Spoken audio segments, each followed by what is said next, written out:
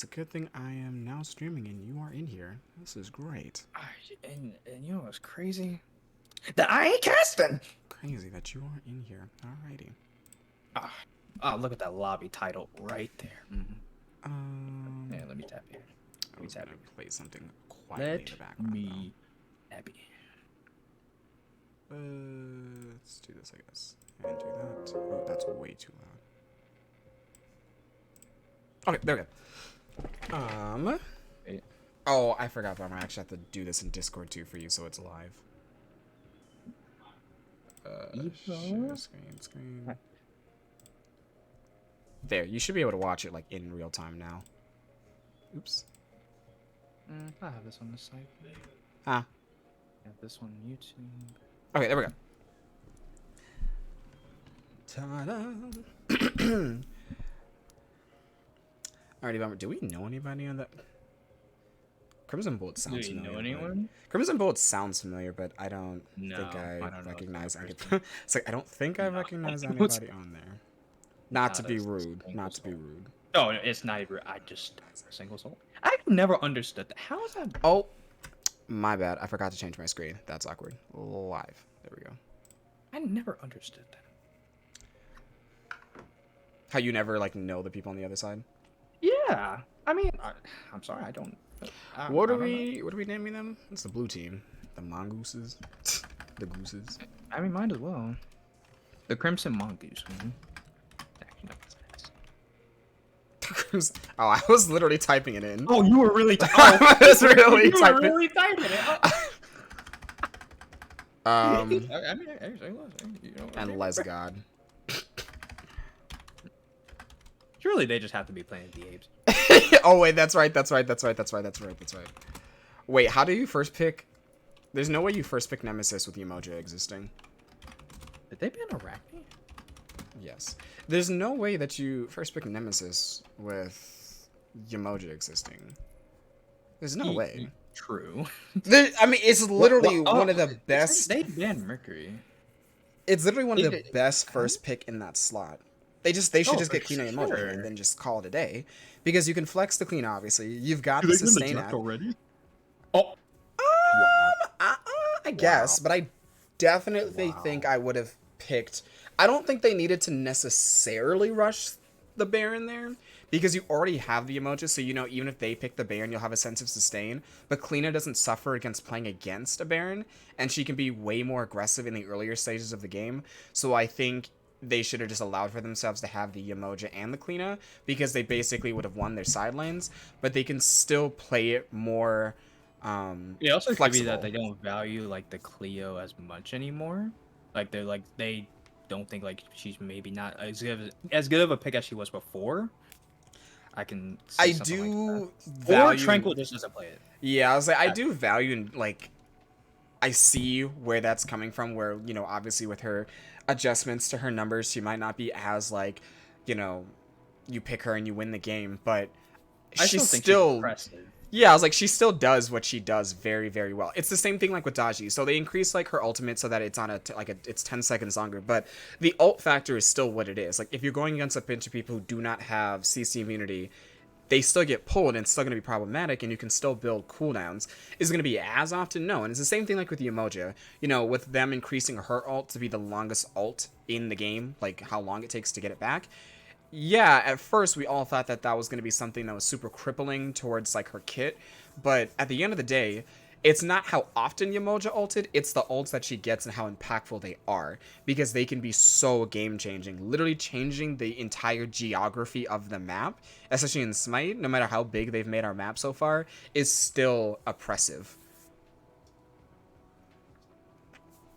Oh, they actually picked the Cleo.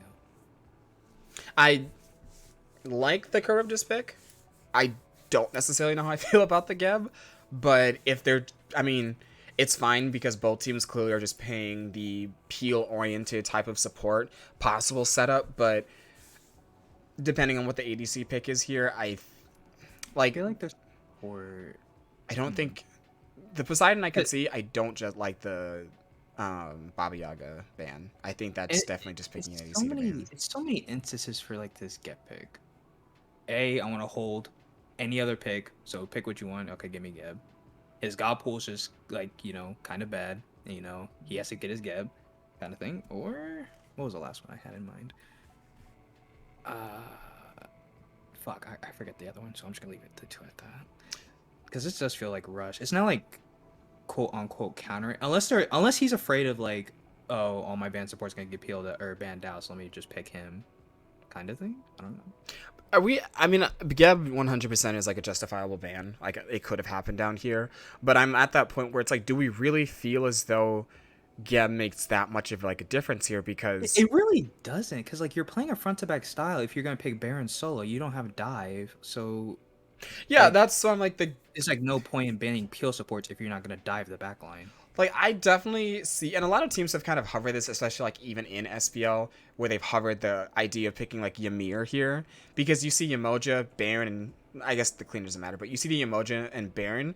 That's something where like Charybdis has natural protection shred in her too, and then Nemesis has the same thing in her ult and passive, obviously. So you've got two characters here who already are shredding this tank lineup. So the Ymir pick there could have easily been like, all right, wall them off. Whoever you see, ult and kill them. Because you've got the Charybdis stun, you've got, the Ymir wall and ult that could have possibly, been done there, as well as the Nemesis. So there's a lot that you can play into with just that kind of triple lineup. But the Geb pick, I don't know. Is this Outposh solo? Is that a possibility of the Outposh? I think that's mid. I feel like that's mid. Yeah. Okay. But the Susano pick is crazy. Do you think that's going to be solo or jungle? Because I think we've seen both of these picks flex quite a bit. Wait, it's really solo, right? So it's definitely going to be Cleo solo, and I think Susano jungle. You think that's a Baron mid? Well, I guess it has to be. I forgot they had Baron. I for damn sure forgot they had Baron. Well, it has to be a Baron mid. It has to be. Because who would be the... No, unless Cerulean plays that and they make an assassin mid? No, it is Worry. So we could see a Kleena or a Susano Yeah, mid. I feel like one of those is just an assassin mid, and then Baron solo. And then, I guess, Apollo ADC. Interesting. Because Warrior always talks about like how he doesn't like playing the mages, whatnot. It just feels bad in the meta, so he's like, okay, I'm not gonna lie, their lineup feels very, very questionable. Only because if you get a cursed Ankh, honestly, on this team, with how much they're going to be grouping on top of one another, because this is not a composition where if they're like... I get it. It's like picks. Kleena likes to get picks. Yeah, Susan likes to get picks. Like that's not a comp that... But you can't like, run that with Yemoja, Baron, Apollo. Yeah, Yemoja and the, I guess, Baron's like the only like quote unquote like decent team fighters. And then you just have, Cleo on the wall. Damage. And then Susanna just trying to hover around, and then you have Apollo wanting to fly around. Like, I don't know. It's just weird to me because if you're trying to play this as like picks, right? Against a composition like this, that if they find one person, they'll kill them. Like, you can't tell me that Nemesis, Geb, and Charybdis can't all in a singular target here. Yeah. I just see no point in the Yemoja pick. Like, who do you peel for? Right. That's what I'm saying. Like, you peel for the Cleo, like, in the wall. The Apollo that's going to be in the air. Susano that's just going to hide. Or your solo laner. Like, it's just a weird composition to have the Yemoja with, because the concept is like setting up or the constant reset healing or peel, and who are you setting up for? Like, who are you healing for? Like, because this is a Kleena mid. This is a Kleena mid based on what this is locked in here. And I get it, Leslord plays the Yemoja, possibly gets a good ult. I won't say possibly. Let's just assume gets a good ult off, and then Kleena ult into it, so you can double tearing the veil, left side of it, right side of it, on the inside. So there's no way that you can really get away from that unless they're kind of like peaked in the middle of it, because there is like a little gap, I guess. But it just seems weird. Like, here's my question. Where is the true initiation here? Because it's so linear. With a team like this, the only person who's genuinely caring, I would say, about this Yemoja ult, as much as I would like to say, like, it's obviously the Outposh, it's probably the Nemesis. Because the Outposh is just going to ult. And that's going to be a huge zoning factor. Yeah, And no one's going to want to walk into that because that's an actual Alpwash mid. So that's real damage they're going to be taking on. Not to mention the fact that Yamoja can actually stun her teammates just by accidentally autoing or healing them. Same thing with Baron. If he drops his 2, might accidentally stun someone. So that is something that they have to be careful of, obviously, of that interaction.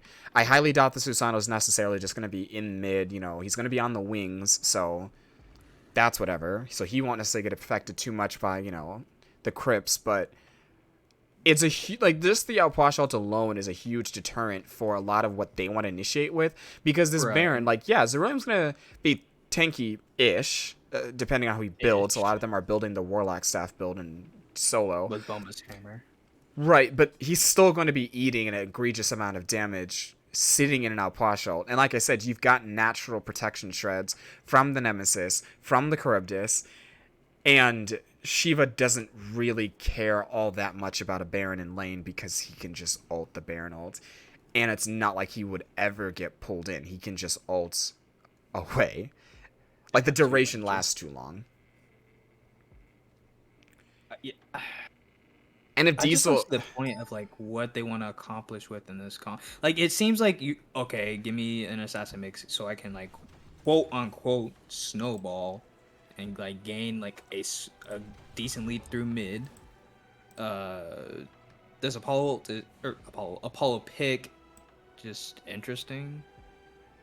I see more of a point with blue team's comp. Like I see the point of it. Right. You have a Geb and you want to play Opwatch mid. That makes a lot of sense because you need someone that needs to take care of this Opwatch, you know, protect the president. Okay, give me Geb. Like that makes so much more sense than like what I'm saying here. Cuz like that is true. Like literally you know late into the game, huge Yamojul, trap Opwatch Nem, Opwatch ult. Or yeah, it just doesn't matter cuz you have Opwatch ult. Like you're not like you said, you're not going to just walk in and try to do deal damage. Then you're just going to lose. And then Charybdis is most likely going to free cast. And my guess is that this is most likely from Crimson going to be a Divine Ruin. So very, very early on, a lot of Kleena's ability to sustain, you know, going through the wall. When she's coming out, she's going to get that additional lifesteal. Like, that's going to get negated very early. Same thing with the Baron. And like I said, he's most likely going to be going the Warlock staff here. So, you know, Zerilium already is going to be slightly squishier than your average like, warrior, for example, here. And my fear again is that, you know, Zerilium goes up, Mongoose drops the ult. Like that's kind of a no-brainer because he can't move. Zerilium is obviously going to be slow. Now, yes, they did buff the Baron ult where he can move a little bit more freely in his ult, but you're still basically stationary in comparison to like a Charybdis ult. Like you're going to be in the same spot. This is interesting because sorry, I know this was the patch that just came out today where... Oh. What do we both said? Oh. This was actually the patch where they had adjusted Devos as well as Gilded Era. Do you still find that to be like a good item? Because instead of the 7 gold, it's now... So they nerfed Gilded Era, so as you can see here, on that target you gain 3 bonus gold. It used to be 7. Mm-hmm. And they nerfed it all the way down to 3. So a lot of people were actually transitioning away from Gilded Arrow because they also nerfed Devos. So you don't get as much lifesteal anymore out of having Devourer's Gauntlet. So that whole... Is it by like a good amount or is it like... I mean, it's enough that you could probably justify going into the Aussie or the bow build because a lot of people were going Kins, they were going into the bows, they were going into Dominance. And it's that same thing that we saw out of... oh my gosh, why am I forgetting his name? Zen. Zen was talking about it on Twitter, where he was saying, like, oh, so you expected me to build Cowl, Huntress Cowl, Dominance, and Kins. Because Devourer's Gauntlet had gotten a decent enough nerf, as well as Gilded Arrow, where people are like, well, instead of just going into the lifesteal route, we might as well just, you know, go back to the stereotypical pen and power. Now we already... Oh. Actually, it looks like they did actually rotate. Traded over there. Okay. Hey, I mean, hey, okay. I'm actually not... Wait, in mid? Wait, what's happening? Oh, I thought he was getting fucked over in mid. No, they actually got a... They did gank Zerilium early. So we saw the Nemesis rotating into solo with the Shiva. So what I'm guessing is most likely got pulled in. He doesn't have beads. The slows coming out of Nemesis as well. So I do find that to be... Oh, he actually dashed in mid. So I do find that to be interesting that... ganking and, you know, killing the Geb is the play there, because I'm not as worried about my Geb necessarily being underleveled, only because I just need a Geb shield. Like, I know it's obviously going to scale off of levels, but you do genuinely need Xerilium to be, like, a factor in the game here, because my big worry is if Diesel actually runs with this lead, it's going to be very, very difficult for him to be killed, because they don't exactly have a composition where they're like, all right, guys, let's just blow him up. It's a lot of, like, you know, if Wari has to actually run, if Tranquil is just getting walked at, Leslord obviously is not going to be able to really do anything to Diesel here. It's most going to be up to Eric to actually be able to kill him, so that's my only concern, that if they sit on Xerilium going into this Warlock Staff build and having the Bombas Dagger, which we see 3 of, they could easily run with that. They for damn sure do have 3. Wow. Yeah. Oh, I love this meta. And not even a singular one on the other side. Wow. This meta is so good. Love it. I feel like the Gilded Arrow nerf was like kind of neat, because you know, I'm fine. Okay, oddly enough, I was kind of fine with, like, you know, these ADCs, you know, being like these hyper carries in which they, you know, farm for. What I didn't like is like how quick you were kind of able to get your build online. I think that nerf is, like, I guess fine, because that's what, because before that nerf, you were pretty much like so far ahead, especially if you kept getting every Gilded Arrow proc, because you know that you basically can have like up to 2 every single time. You keep refreshing the cooldown, because most ADCs would like to wait. You know, it's coming up in a second, and you just gain so much gold over time. I don't know the math specifically, but I know it's just a fuck ton. So I think, oh my god, he ulted, and then he canceled it. But yeah, I think that nerf is fine for ADCs. They just kind of like, I feel like it should still be built. I feel like it's not enough to where it's like, oh, I'm not gonna build this anymore. It's dog shit. That's interesting. I found that the nerf was pretty massive, because that's a lot of gold that you're losing. So my big thing is, it wasn't obviously always that you were going to be able to ensure... Oh, I think he's dead here. Oh, well, he's for damn. Yeah, no, because obviously I'll Alplash health comping on top of that. But again, so let's look at the damage that they took here. So we basically half health to Susanna, who wasn't in, like, the initial part of the ultimate. And here we go again with them. Again? Yeah. And then, you know, double ult coming out of it. And this is my big thing. So, sure, they're going to kill the Geb. He died. They're going to kill Crimson. He died. But you are killing somebody that is going to very much be punished for a longer period of time. You can keep a mid laner down, but at some point they really are going to get to a stage where they can still do what they need to. They can still output that damage. And I think with Alplash above anyone else, he definitely, like, his ult is still going to be able to apply that anti-heal. And we've already got the Divine Ruin as well. So my fear is, if you don't have that high amount of sustained coming from Xerilium and having a frontline, Diesel really can mitigate and basically... Ooh, really good ult coming out of the Geb here. Should be able to... Oh, and a good double ult here, too. Oh, you actually do see Tranquil dying here, because he was able to dash in there. And I don't exactly see... Yeah, I was like, I don't exactly see... Well, no, he actually did. It was a really good Geb shield. Never mind. Good Geb shield, and he did get beats out. Good knockup. There's the auto attack. He dies too. Yeah, I'm not 100%. He should have dash back up here by now. Oh, he missed it too. No, he still kills him with the auto attack cancel. Nox, okay, 5 kills on a Nemesis jungle 6 minutes in is crazy to me. I'm not exactly sure why Luminary decided to stay there. I totally understand. I thought he was out. Yeah, I understand trying to peel for your jungler there, but at some point you got, like, somebody has to make the call that I'm just, like, left for dead here, because he definitely could have walked back to tower. What's also interesting to me is, like, I didn't pay attention to Leslord's Omi, because so I feel like, okay, so they got double Gabbled, right? And then he popped Mojo ult first, Gabble, Charybdis ult. Somebody just instant, I think it was Tranquil. So when those two were like kind of, I expected like him kind of just throwing him out, like giving him like a little portal way, like a ghetto Janus portal, be like, okay, this Okay. is three. That didn't happen. Jiggles kind of just like stays. Then he died. This is just a really bad situation for the early game. Cerulean dies twice. Your Nem got a triple kill. All they've gotten in return, like, Warriors team is you killed a Geb, even though you can't really commit to him in a 3v3, and you killed an Opbudge. But like you said, he's still going to give out. Like, look at this. Right, and then there's the Nemo. Not So I doubt he's gonna actually be able to kill here. Not yet. Oh, dashes in. Oh, well. Yeah, I was gonna say they don't kill though. Yeah, they just don't kill. There is no sustained burst damage that they can get, and War's actually still getting ran down here. 6 kills. This Nem is just genuinely being allowed to just walk people down. You definitely do not want this to happen as a. And I think this right here is what leads into that. So we go tier 1 mace, right? So obviously he's trying to get some initial damage here, but then I think he's actually just dead here again. Good sustain, but it's not going to be enough. No, that's not going to be. Oh, they have Pesty already. Yeah, they have Pesty already. Yeah, that bluestone proc plus the pestilence going into the round shield. Okay, I'm not gonna lie to you. Do I have faith in this team? If there was like, if it's not a good enough emoji wall. Oh, but the stun's there. No. The stun's there. Oh, she actually gets killed. Oh no, yeah. Nice. Didn't have the Geb shield up. I don't know. Like, I think realistically, like a high level. There's no way he goes back in here. Oh, he missed.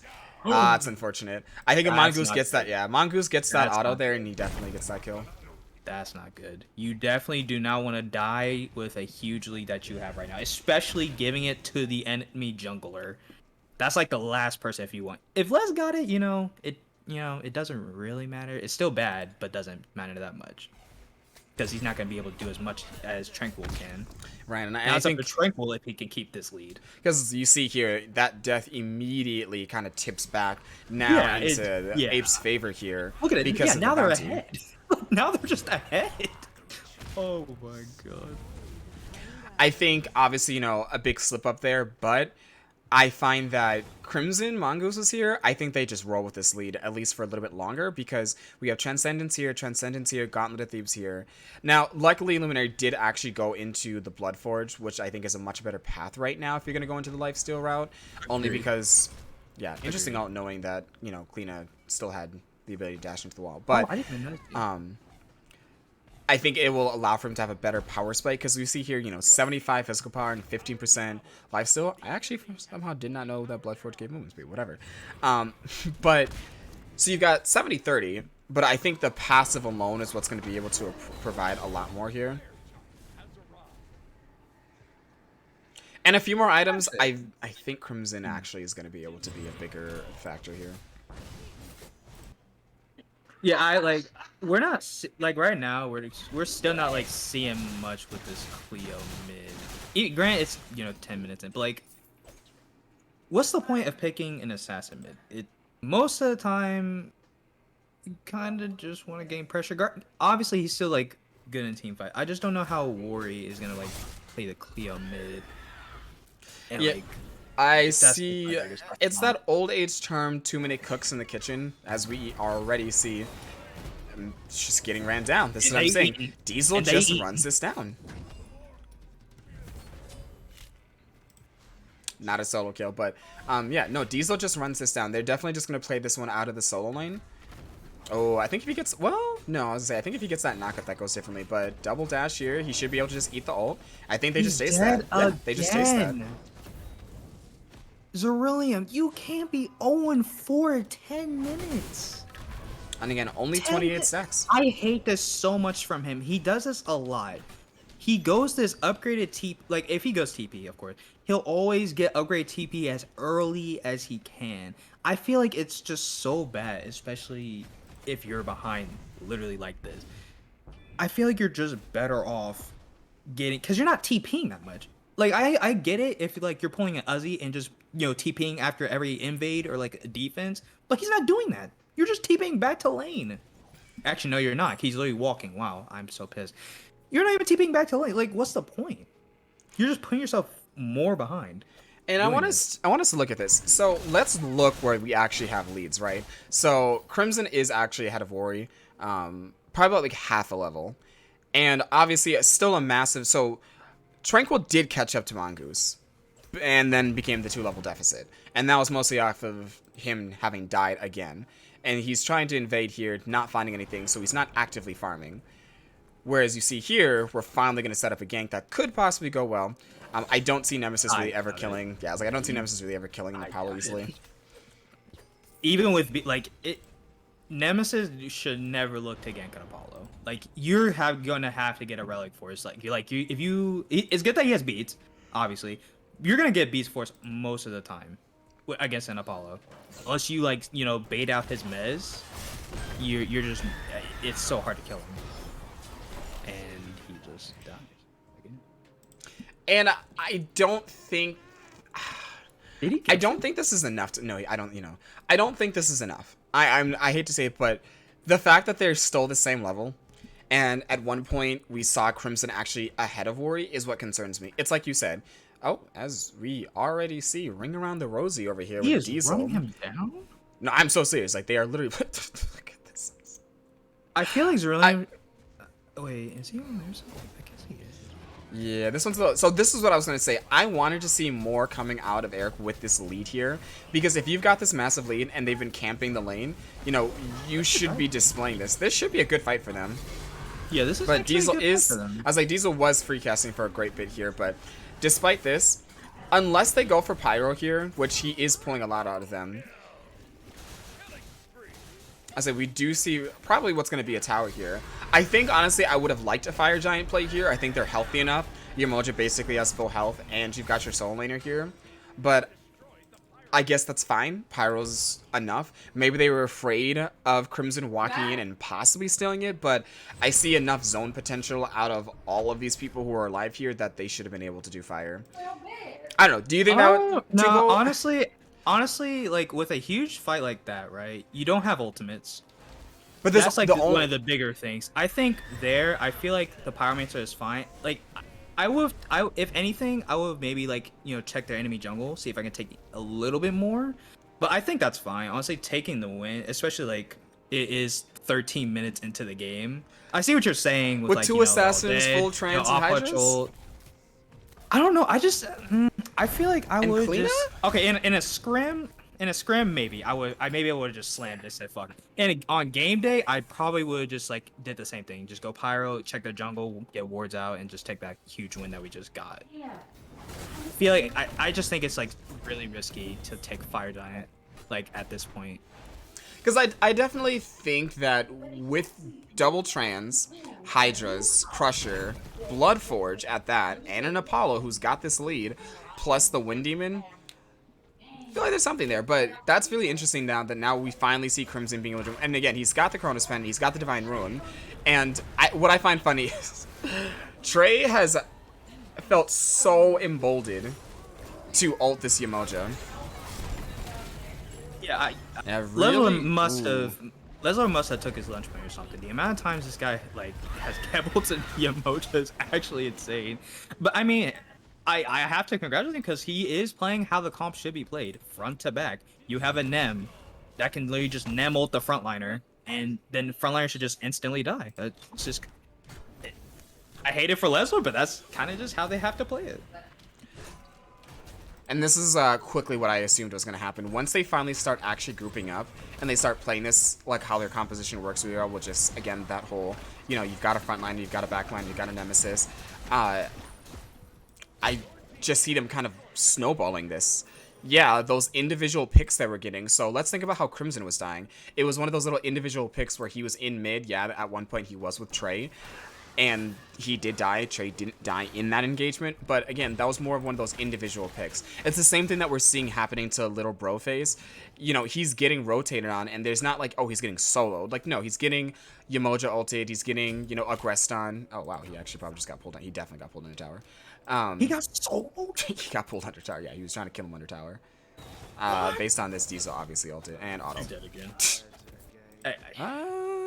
I think he dashed him, so there's no way that Mongoose doesn't die here. Good. Oh, no. You got a great... Oh, No, he took a tower shot. Matter. He It doesn't dashed matter. into It doesn't tower. That is so unfortunate. That's the hard part. I think you definitely need to wait. Yeah, you definitely need to wait for the Nem shield and then pull her, because if she Nem shields the initial damage from the knockup of the ult, then she kind of just wins that because she's gonna keep autoing. That's that hard. And that's also stone cutting sword moment as well, because of like the passive. So you're kind of just like, it's a really like unfortunate matchup for Susano. Like I just had a feeling like he was just not gonna win that. I feel like the Nem would have had to troll like extremely hard for him to die there. That's hard too, because she didn't even have to give out the beads either. Yeah, she didn't. Yeah, it does that too. Like, didn't have to worry about the knockup from Susano. And now we see a 3-level deficit here. So that's what I was saying. Like, look at this. So the highest person they have right now is gonna be Eric, but I'm not seeing enough coming out of this Apollo having this massive lead. And now, of course, Warrior's taking too much. And that's a really interesting interaction. Obviously, you mostly playing support, I think you can really appreciate that aspect of Geb, but because his ult is going to be able to have that percentage health damage, it stops the cleaner from being able to actually go into the wall, because it puts her at this threshold where now she's too low, so she can't use the passive. Oh, that's super unfortunate. I think he gets that off. Oh, no, he dies. He actually got that auto attack off. I was about to be worried for a second because I thought the Cleo missed like one of her shots like in her one. Like I saw it go like to a little bit to the left when he started like lifting up, but no, they actually did get the kill still, which is actually interesting. Like he didn't use Aegis or beats or anything at least, but I feel like if he Aegis like Nem 2, maybe he I don't know. That's like, I mean, really if he at least got the Aegis off for the again. Oh, look at this. Look at their best bomber impression. Look at this. That's my goat. I feel definitely that is interesting. We've not actually seen any play out of any of the trebuchets. Yeah, I think teams are like kind of realizing like, you know, save them when like a play like this. Actually, not like this. Like if you're like pulling fire, right? Like I think it's fine to like pull trebuchet. It's only when like these late game fights, either like fire giant play or sieges. Like once you're getting ready to siege, okay, push this. Oh, you want group up by fire? Okay, push this. So at least you'll force somebody to, you know, to respond, because you have to respond to this. If you don't respond to this, a tower or a phoenix is going to get poked to hell. And it's so funny because late game, that initial damage too was very hard for just an individual person to tank. I think, yeah, you know, he's just definitely just dead here. Why? Now, so yeah, I would say that's kind of my question. Why initiate there on a buff by yourself, especially knowing that, you know, this nemesis is so far ahead. Right now, he just needs to farm. He's level 15. Like, he's a singular level above the Geb. Really good ult, but I guess an even better Geb shield here. And that's the hard part, you know, Mongoose being able to actually get a good pair of beats out there so he doesn't get knocked back up. But well, I feel, you know, he died, right? I have to give him his prop. You know, get your jungler out of there. You're very, very fed jungler. Get him out of there. You die for it. Worth.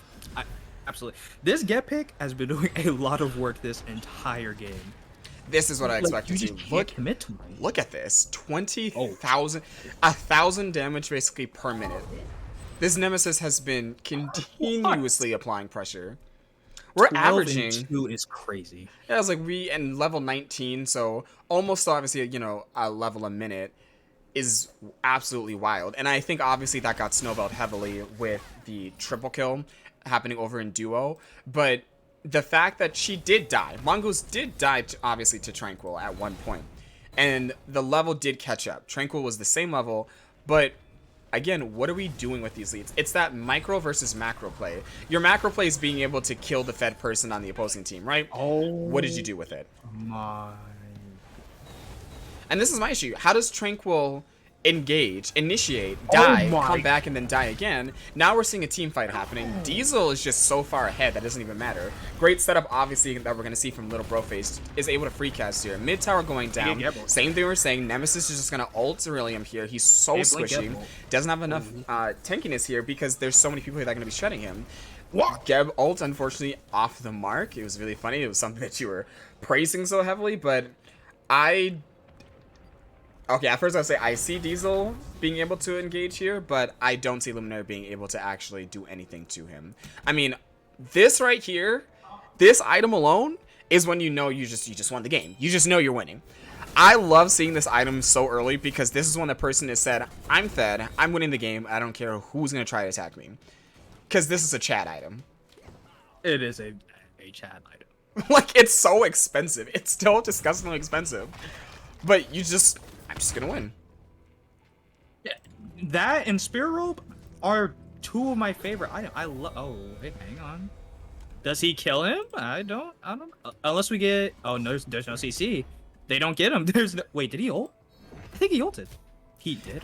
Not even upset. Really? He's got the cooldowns that it's perfectly fine. You've got 10 from this and 20 from there, so and then another 10 from you. You've got max cooldowns. We gassed him up, getting Mantle being a chat, and he ults because he is scared. That's crazy. I mean, he is fed though, so I justify the ult there. He's gonna get it back quickly, and it's not good for him to die to any of these people because he's so far ahead.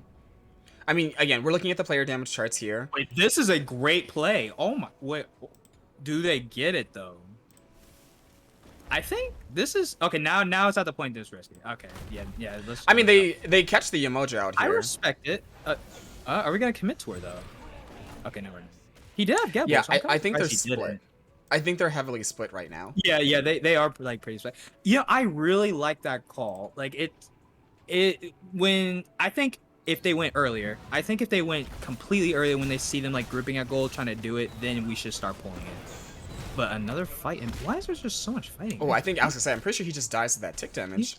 He's just tied to his 3. And then Zerilium's backing here too. Now so this is a fire play. Yeah, this is a good fire play to make. This is one they could. I mean, let's look at the ult chart here. So we've got look for more picks. We've got 4 ults on one side versus just the 2. And to be honest, the Baron ult just completely gets negated by just the existence of Nemesis alone.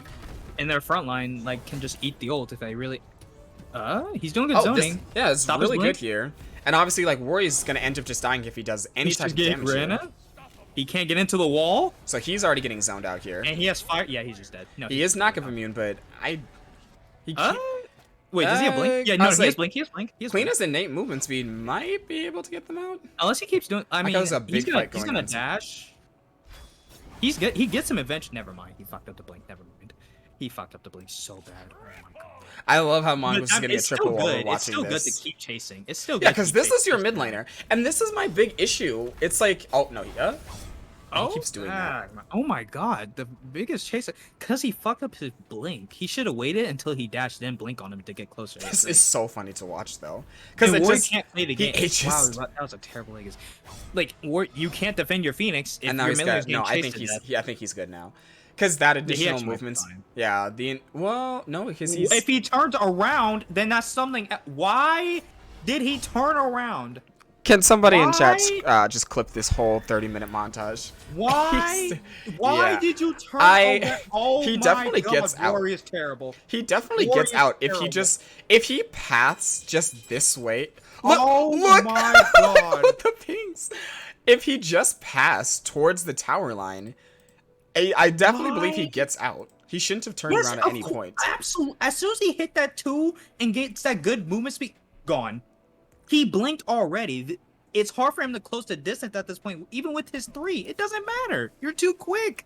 He goes back into a ring around the rosy game with him and just dies? Because serrated is also what's going to give you more movement speed here as well. So, like, you've got that 7%.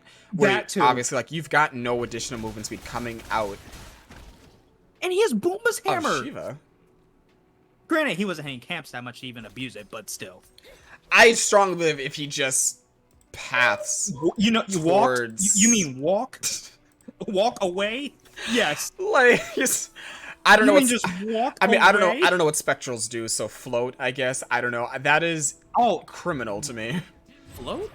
Is it float? They just floating? Is he just floating? Yeah, I guess so. We floating now? We just gonna float away? Like, look at this level of just zoning. Warrior's kind of in the...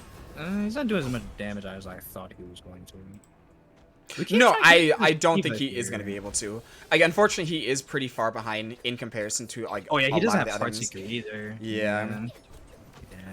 And the issue here, too, is that this is why, like, ADCs or mages are so prevalent in mid... especially against an Alpoish, because we're not playing for picks here. Like, you actually need to be able to output high amounts of zoning damage. And that is not something he's going to be able to do here because he can only do it from one spot. This is the funniest get blink I have ever seen. So like, look at this zoning potential here. It's literally just pressing Y, and then they just killed him. There's the cursed on, just like I had said. Warrior's trying to go in, super late Yamoja ult, but just getting shredded, and they've got the trebuchet here. Yeah, they just have a better team fight. Like there's so many ults in this comp that you just have to worry about. The only team fights you have on your comp is Yamojo, which was, you know, way too late, and I guess Baron ult, which is not really that good because their front lane's just doesn't care about what you want to do and just gonna eat it. He's dead. Like at the end of the day, like this is a hard comp diff. Like like this comp diff is actually crazy. And that's what I was saying. Why prioritize? So let's remember how their drafting phase went. So why prioritize Yamoja Baron together when they first picked Nemesis? You picked a solo laner that's already going to be squishy, and then you built squishy, right? So they just thought to themselves, well, I'm just going to pick something that's naturally going to be tankier, and then you pick a Nemesis on top of that, and then you just walk at the mage solo lane. It's the same thing with picking like Afro or picking Chang'e. It's like you're a mage at the end of the day. Your ability to tank anything is going to be so much less than a warrior. Yeah, granted, that's true. I also just feel like the awareness from Zerilium just wasn't there. Like, I get, yes, you're gonna get ganked, like, you know, a couple times, right? You may die, like, maybe once or 4 times? No, I think it was 5. It was either 4 or 5 times during laning phase he just gets ganked and dies. Please, just... Where's the wards? Where... Come on, and it's not even like he's, like, at their tower line, you know, just abusing this guy. He's at his own tower and is dead again? Right. I don't know. I feel like the awareness for Zerilium just wasn't there. I think what I'm still going to harp on is that if we were going to supplement what was happening in solo in the dual lane, why did it feel as though we didn't have massive dual lane presence anywhere else? We didn't see them playing off of Eric's lead. I mean, he went the Bloodforge. He has the Wind Demon. You know, you're already killing the Charybdis. We should have saw a lot more pressure happening. And it seemed like they had that intent because we saw Tranquil going for red buffs by himself. He was always there by himself. So what does he eat? An Alpwashel. What does he eat? A Gebald. So, and then he's getting ran down, obviously, by the Nemesis, who's like, well, you already dashed in. So obviously I'm going to run at you and kill you. You try to defensively ult. I don't care. I've got slows. You cannot get away from me. So that's my issue, right, where if you're going to sack your solo lane, fine, whatever. But I need to see that you're doing something elsewhere. And I don't know why, as a jungler, you're necessarily aggressing so heavily by yourself. Like, you have the comms to be able to group up and to be able to take advantage of a low mobility mid laner. But then you say to yourself, well, then how am I really going to do that? Because they've got the Protect the President comp of the Gab. And the Alpwash was literally there to do what? Anti-heal, zoning. And that's what he did. Why? Actually, no. He's PC, so probably space. Huh? Or 4. Huh? Huh? Oh, I didn't know what you were talking about. Sorry. Did something happen to the lobby? Oh, no. No, Oh. I can still see everything. Oh, anyways, so I like the transition now. They basically got rid of the big, giant problem. The 19-2 Nem? The Nemesis.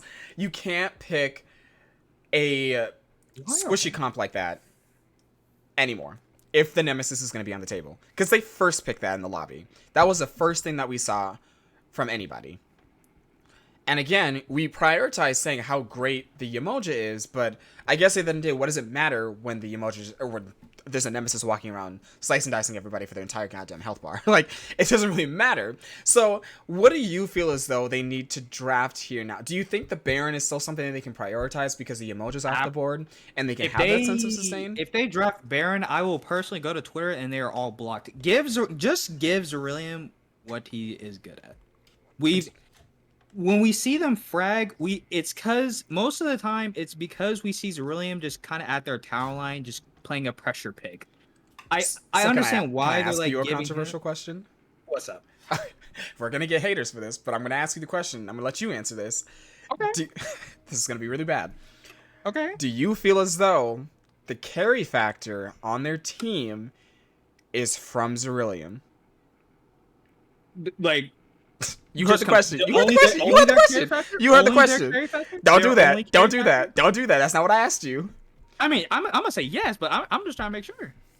Like, Because- absolutely. He is the main reason of why they start winning these games. Holy wow. Holly Achilles?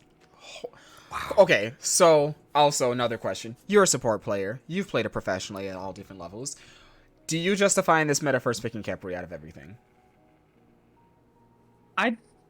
Is that enough of a win condition? I understand why people first pick it. I personally hate it so much for that exact reason. I hate always seeing a fucking execute as soon as I pick my pick.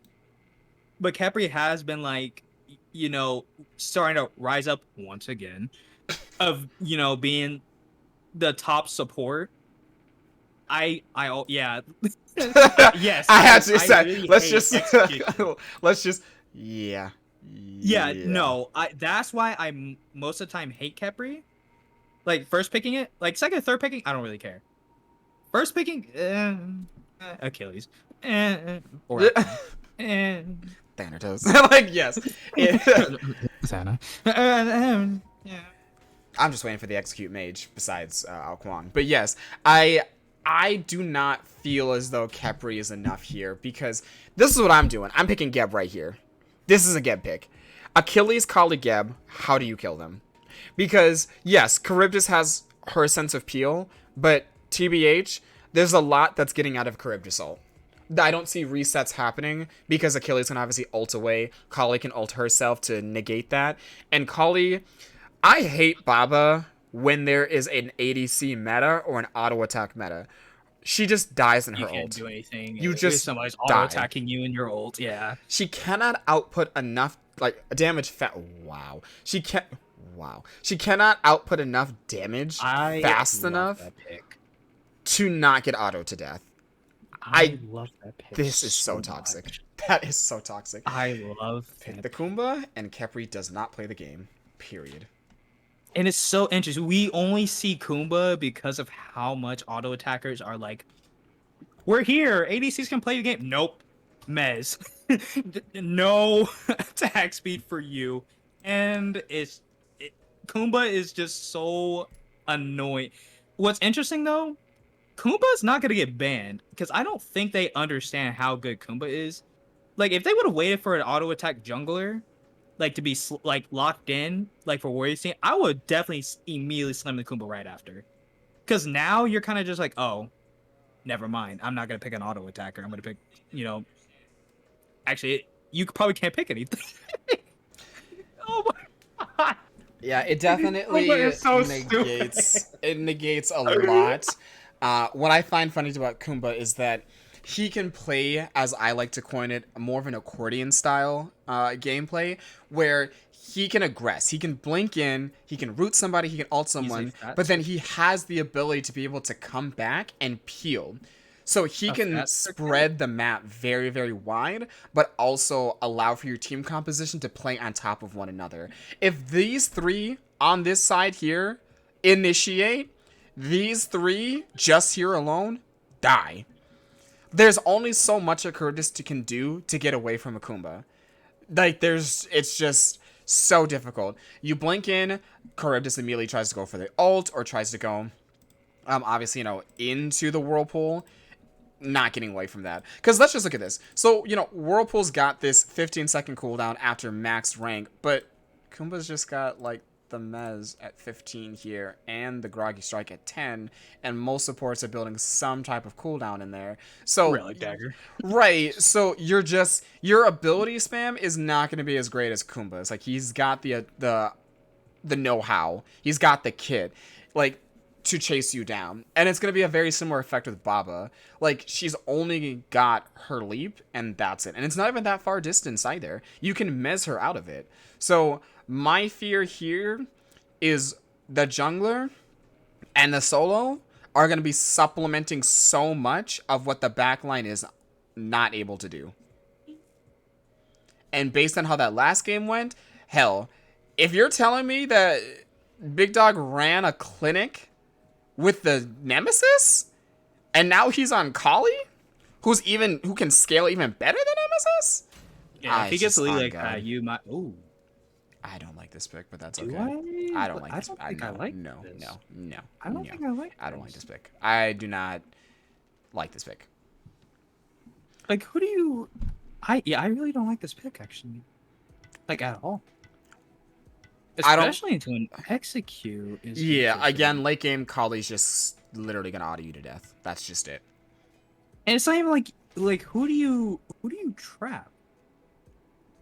You the guy with the double dash who can get out, the Kali who can also dash out, the Kumba who can dash out, the Hachi who can dash out and ult out. Yeah, so you got like 4 characters that actually don't care about expending their dash. That's their main engage. So it's not like he can wait for their dashes to be down and then ult. No, you are the engager. You have a Kepri, unless he does some PVM type shit and gets emotional. I just don't think that will happen. So you're most likely going to be just engaged.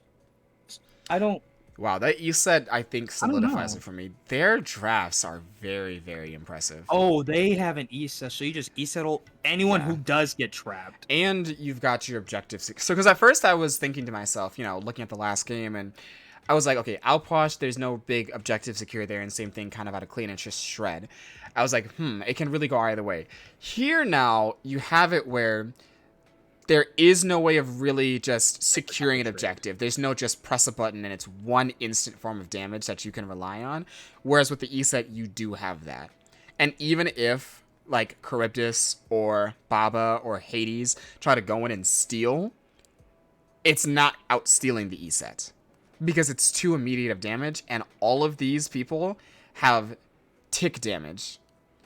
So it still can get out-secured by the ESET. So that's and then where's the heavy dive on this ESET? Because ESET mid, I think we need to remember that there has always been a problem with her. She gets dove, she gets fed off of, and she doesn't really do too much scaling into the mid to late game because she's so early game oriented. The CC is still there 100%, but not as much damage as you're looking for. That she won't have to worry about that. Baba ults her, ESET ults her feet. We're just looking at that 1v1 potential there in mid. And then now that you've got a Bastet, they were playing out of duo last game. I don't see where the Bastet, Kepri, Charybdis kill potential is any greater than Kumba, Hachi, Kali. I don't even... Little, I guess, like, they went for like one gank. Literally one gank. That man said restart spectate. That is insane. Wait, why did they? This man, they forgot to trade. Oh, because Zerilium is on Kepri. Yeah, because Zerilium is on Kepri.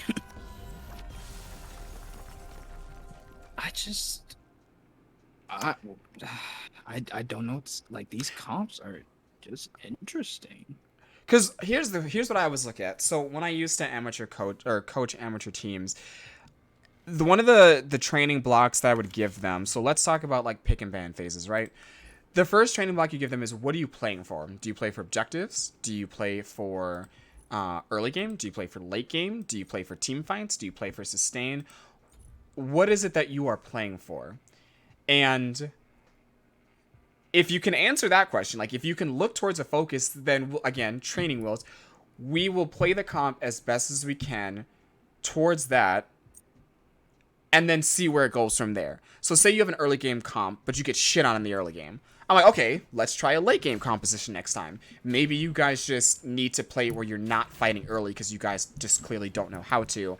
and we'll see how your late game is going. Maybe it's just something where they're still working on comms, right? Maybe some teams do not communicate well. We've seen that from people who've transitioned into solo, people who might be new to jungle, mid laners who might be maybe over talkative. We've seen that, where someone doesn't know how to follow a call, or there's not one cohesive call being made. So we'll just play off of objectives, right? We're not going to fight. Whenever you find opportunities where one person backs, ward the shit out of the map, go for the objective, call it quits. Don't take the fight after, even if you have a lead, because you fuck it up so hard there. We've seen that from a lot of teams.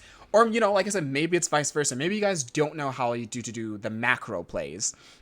I think that's something that, you know, you've seen a lot too, where we've talked about the macro versus the micro. So you've got the Gold Fury. Great. What did you do with your gold lead afterwards? You know, like you said, they went from the Pyromancer. I might have said more macro play with Fire Giant, but let's just say they go with the Pyro. That's great. The micro play there is, like you said, going through the jungle. You still can see the respawn timers. You can still try to, you know, strip them of that, because when they come back, they're not going to be like, well, we lost the fight, but at least we got all our buffs. You know, that's something where you're really keeping and maintaining that lead. I don't necessarily see here which one of those categories the composition necessarily succeeds in. Because if we look at it, what lane's winning here? Like, what lane just has an inherent advantage? Wait, what? Hey, let's do a lane. Capri Cryptos versus Kundafunchi. Actually? Wait, let me look at every lane. Baba Yaga versus Jesus Christ. Right, like, you're really looking at it, and you're like, as much as we would like to say Capri Charybdis, it's safe, and it's good poke from a distance. My issue is that this team here, you play that aggressively. Okay, I'll give this much. Khepri plucks Kumba, Kumba can die. Yes, I can totally see that. I think we've seen that a lot with the Khepri versus Geb matchup. Geb gets rooted, dies. We have seen that quite a bit. And Charybdis, again, the protection shred. Kumba's not going to be as tanky as he's anticipating, because you've got a lot of tick damage coming from Khepri. You've got that protection shred. You've got the slows. You've got the double root. Like, yes, it's there. I think it's a lot easier, though, in all fairness, to drop a banner and to drop a root, or to belly bump and, you know, launch the minions. I think that level of execution is easier. And I think they don't have to necessarily worry about being ganked by a Bastet. Again, because Kumba and Hachi have a lot of ways of being able to disengage from the Bastet. Because the Bastet can't get Blink first. That's just a given. She has to just jump in here. Like, if she gets Blink, she's just getting Mez ulted. She's getting stun killed. She's getting stun killed. She's getting stun killed. I mean, how is Tranquil going Blink here? Oh yeah, no. If he goes Blink, I feel like he's just dead. I was like, you're just dead. I mean, you say dead, I say trolling and one F6, but we're on the same page. So that's my thing there. I feel like with Dual Lane, I feel like it all depends on like how Les plays it. That's why I'm like so in confusion of like, okay, surely you guys kind of just win. It's up to Les.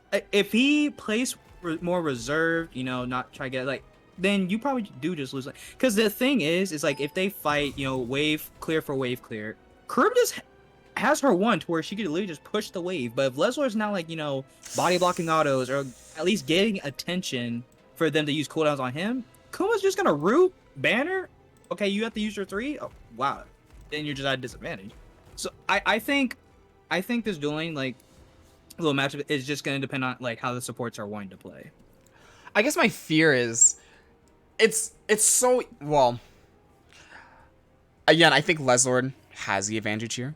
I think because of last game, personally, I feel as though they're just gonna get shit on. Just my opinion.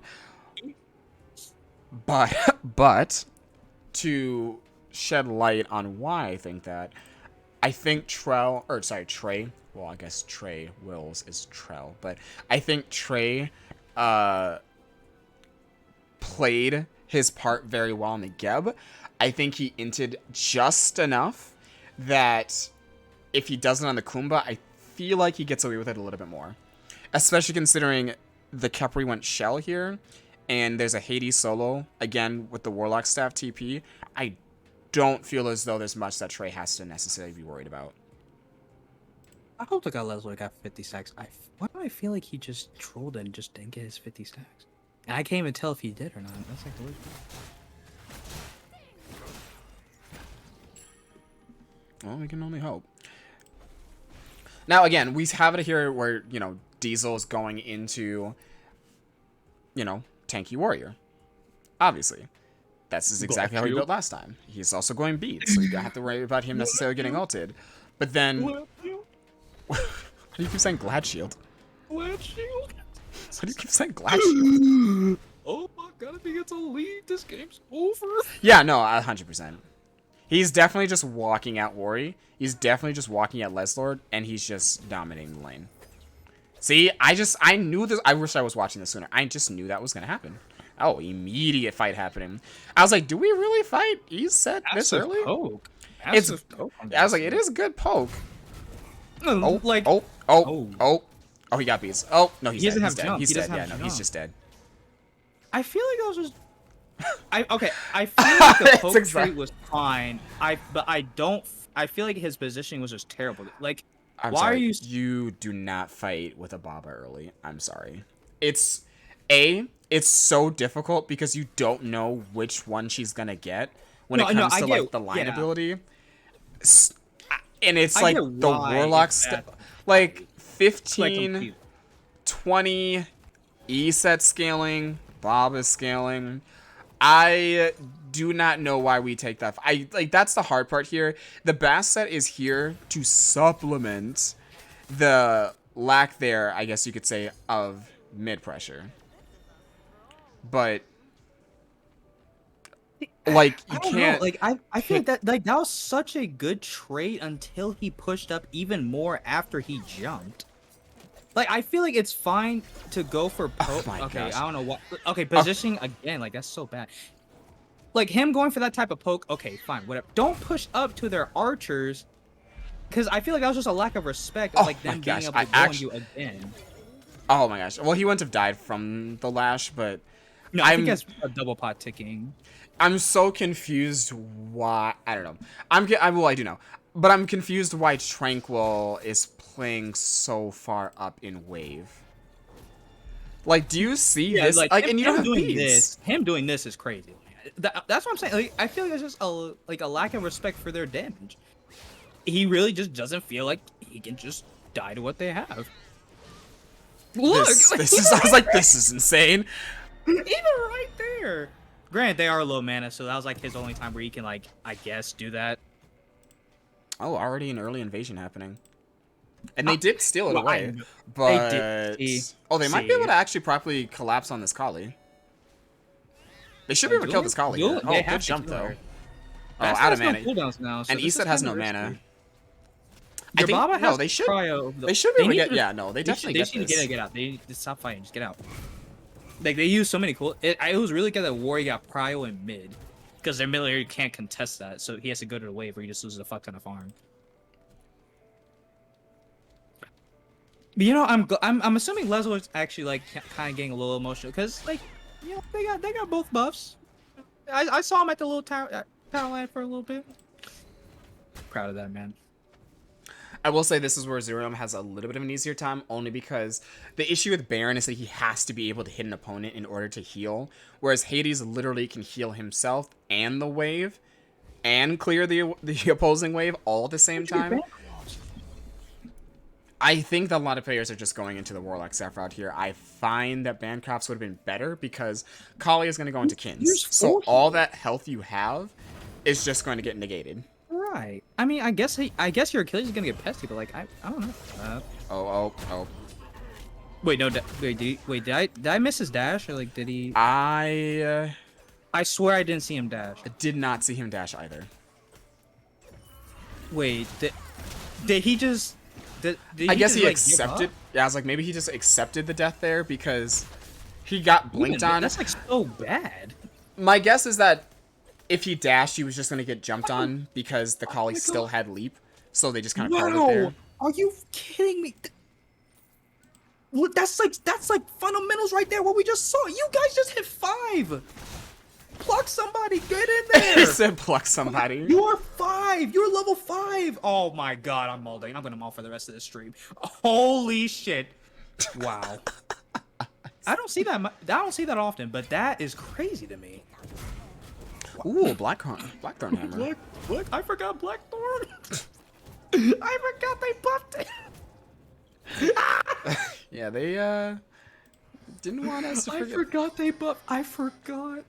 So again, we're seeing the Divine Ruin. So this is what we saw happening last game, and this is why I still have my worry.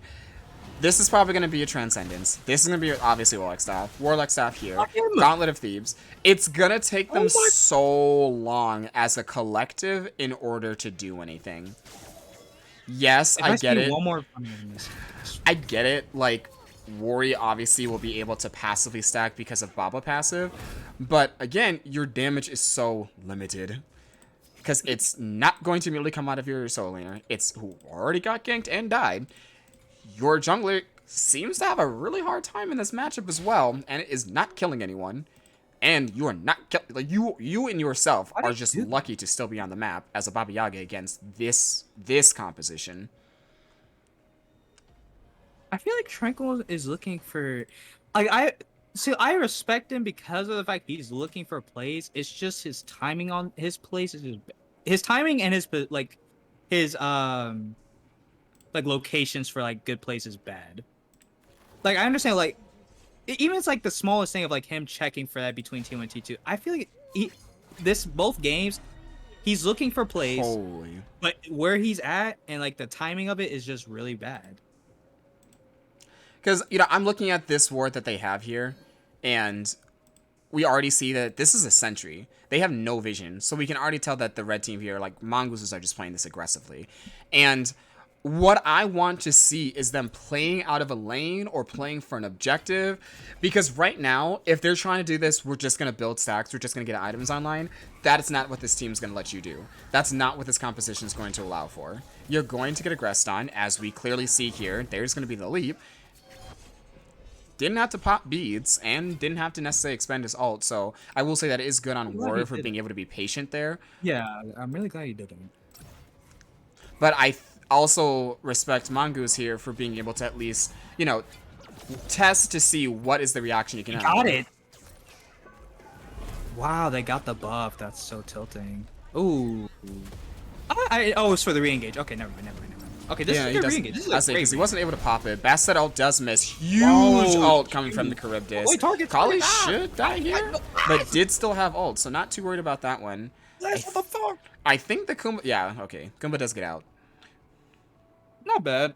You know... Yeah, that was the unfortunate part. I think Crimson definitely ults there a lot sooner, able to do something there. Tranquil does have ult, so I think he's gonna... maybe a little early on that, because... Oh, he didn't use it. No, he missed, actually. Oh, yeah. He doesn't have roots, so I don't know how we're going to catch him. Does he have blink? This is actually really good pathing, I would say, on their part. If Capriol. Yeah, okay, I'll say Capriol should come out there, but looks like he was actually... He canceled it instead. Wait, why are you going back? Oh, my God! Get me out. I don't want to watch him. Get me out. Get me out. Oh, wow. So, yeah. He pulled the Worry.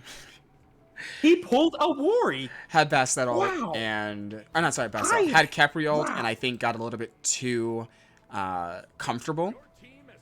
Wow. I am baffled. If I was Leslord right there, I would leave the game. I will say they are maintaining a golden XP lead.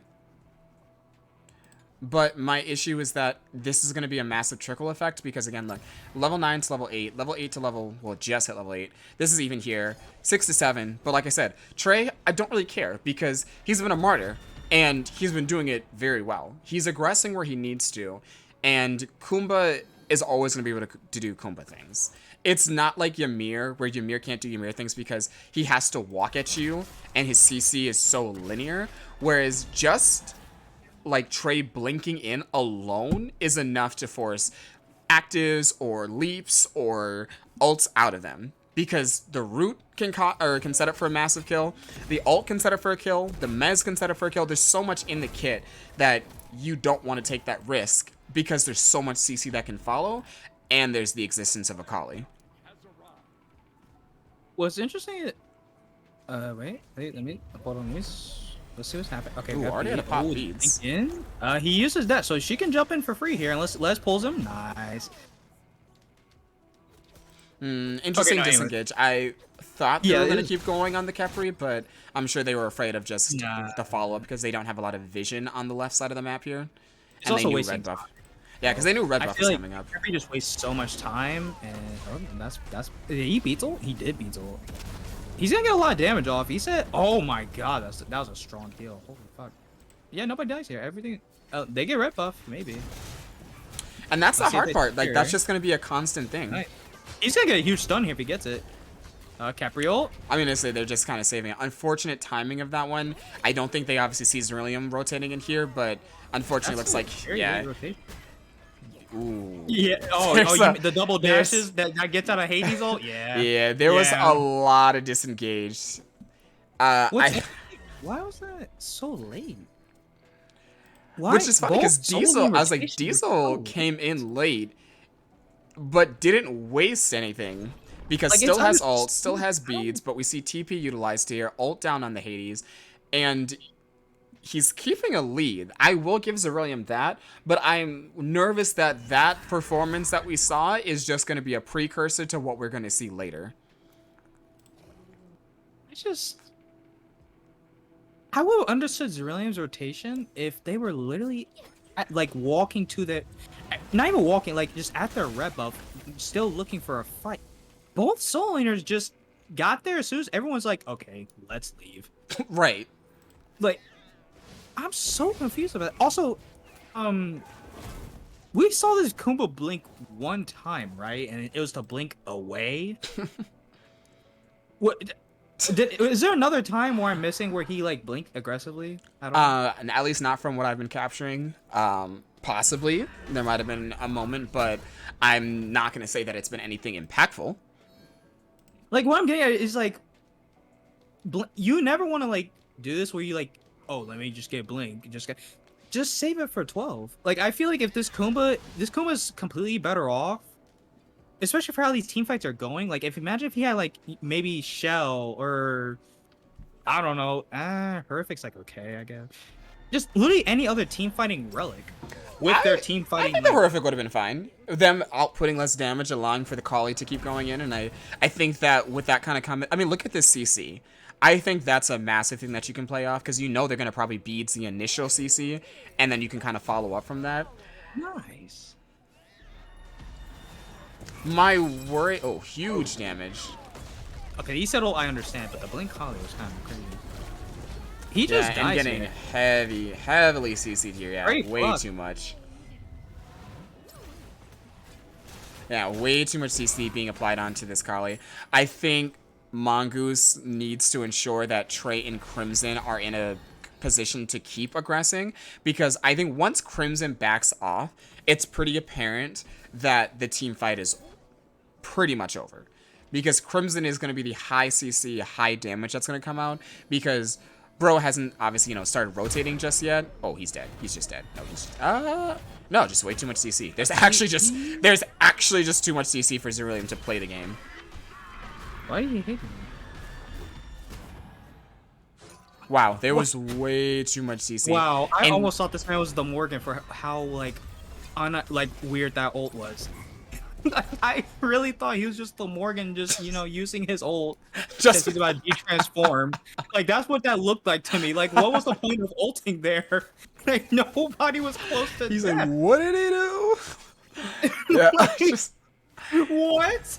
yeah, I think this is the second time obviously we've seen that out of that rotation, but I am with you on that, where going obviously into the Bancrofts probably would have been a little better, because he's not healing off of anything other than trying to, what is that ability actually called? Hold up now, because I do What? not. Hold up.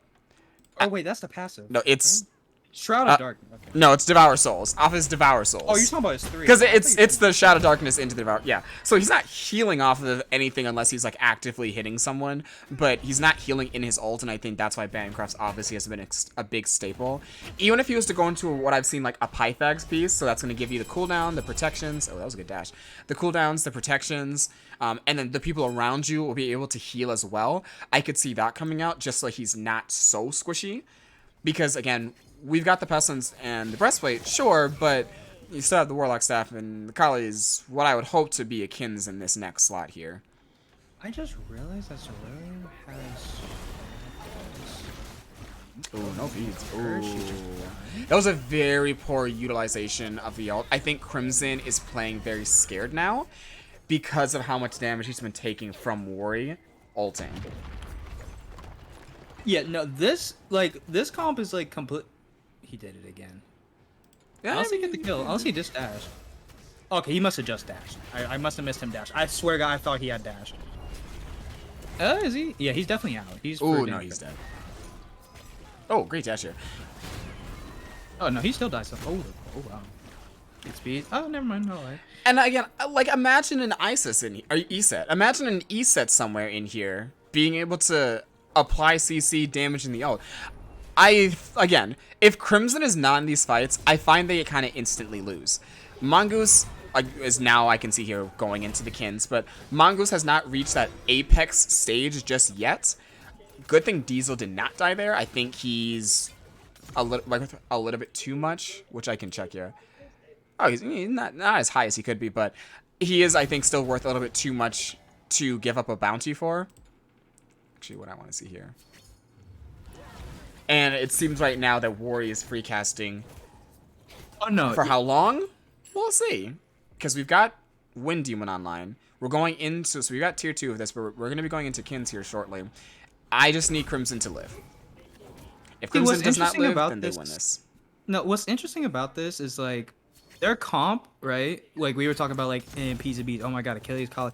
It's good if you are the engagers. Like all these fights that we're seeing, I guess like a couple times we see like Kali blinking in. Most of the times they're just fighting like defensively, and they're not like they can't afford to group up in the ESL because Warrior's just like just shooting all these fucking ults at them.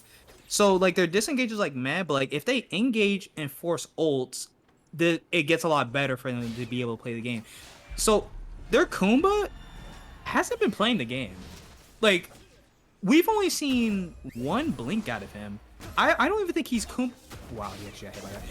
I don't even think we've seen him Kumba ult anyone. You know what's really funny? I feel like he's him just ulting the Kumba got him closer. So him ulting the Kumba actually got the Kumba closer. That is so funny. That did happen.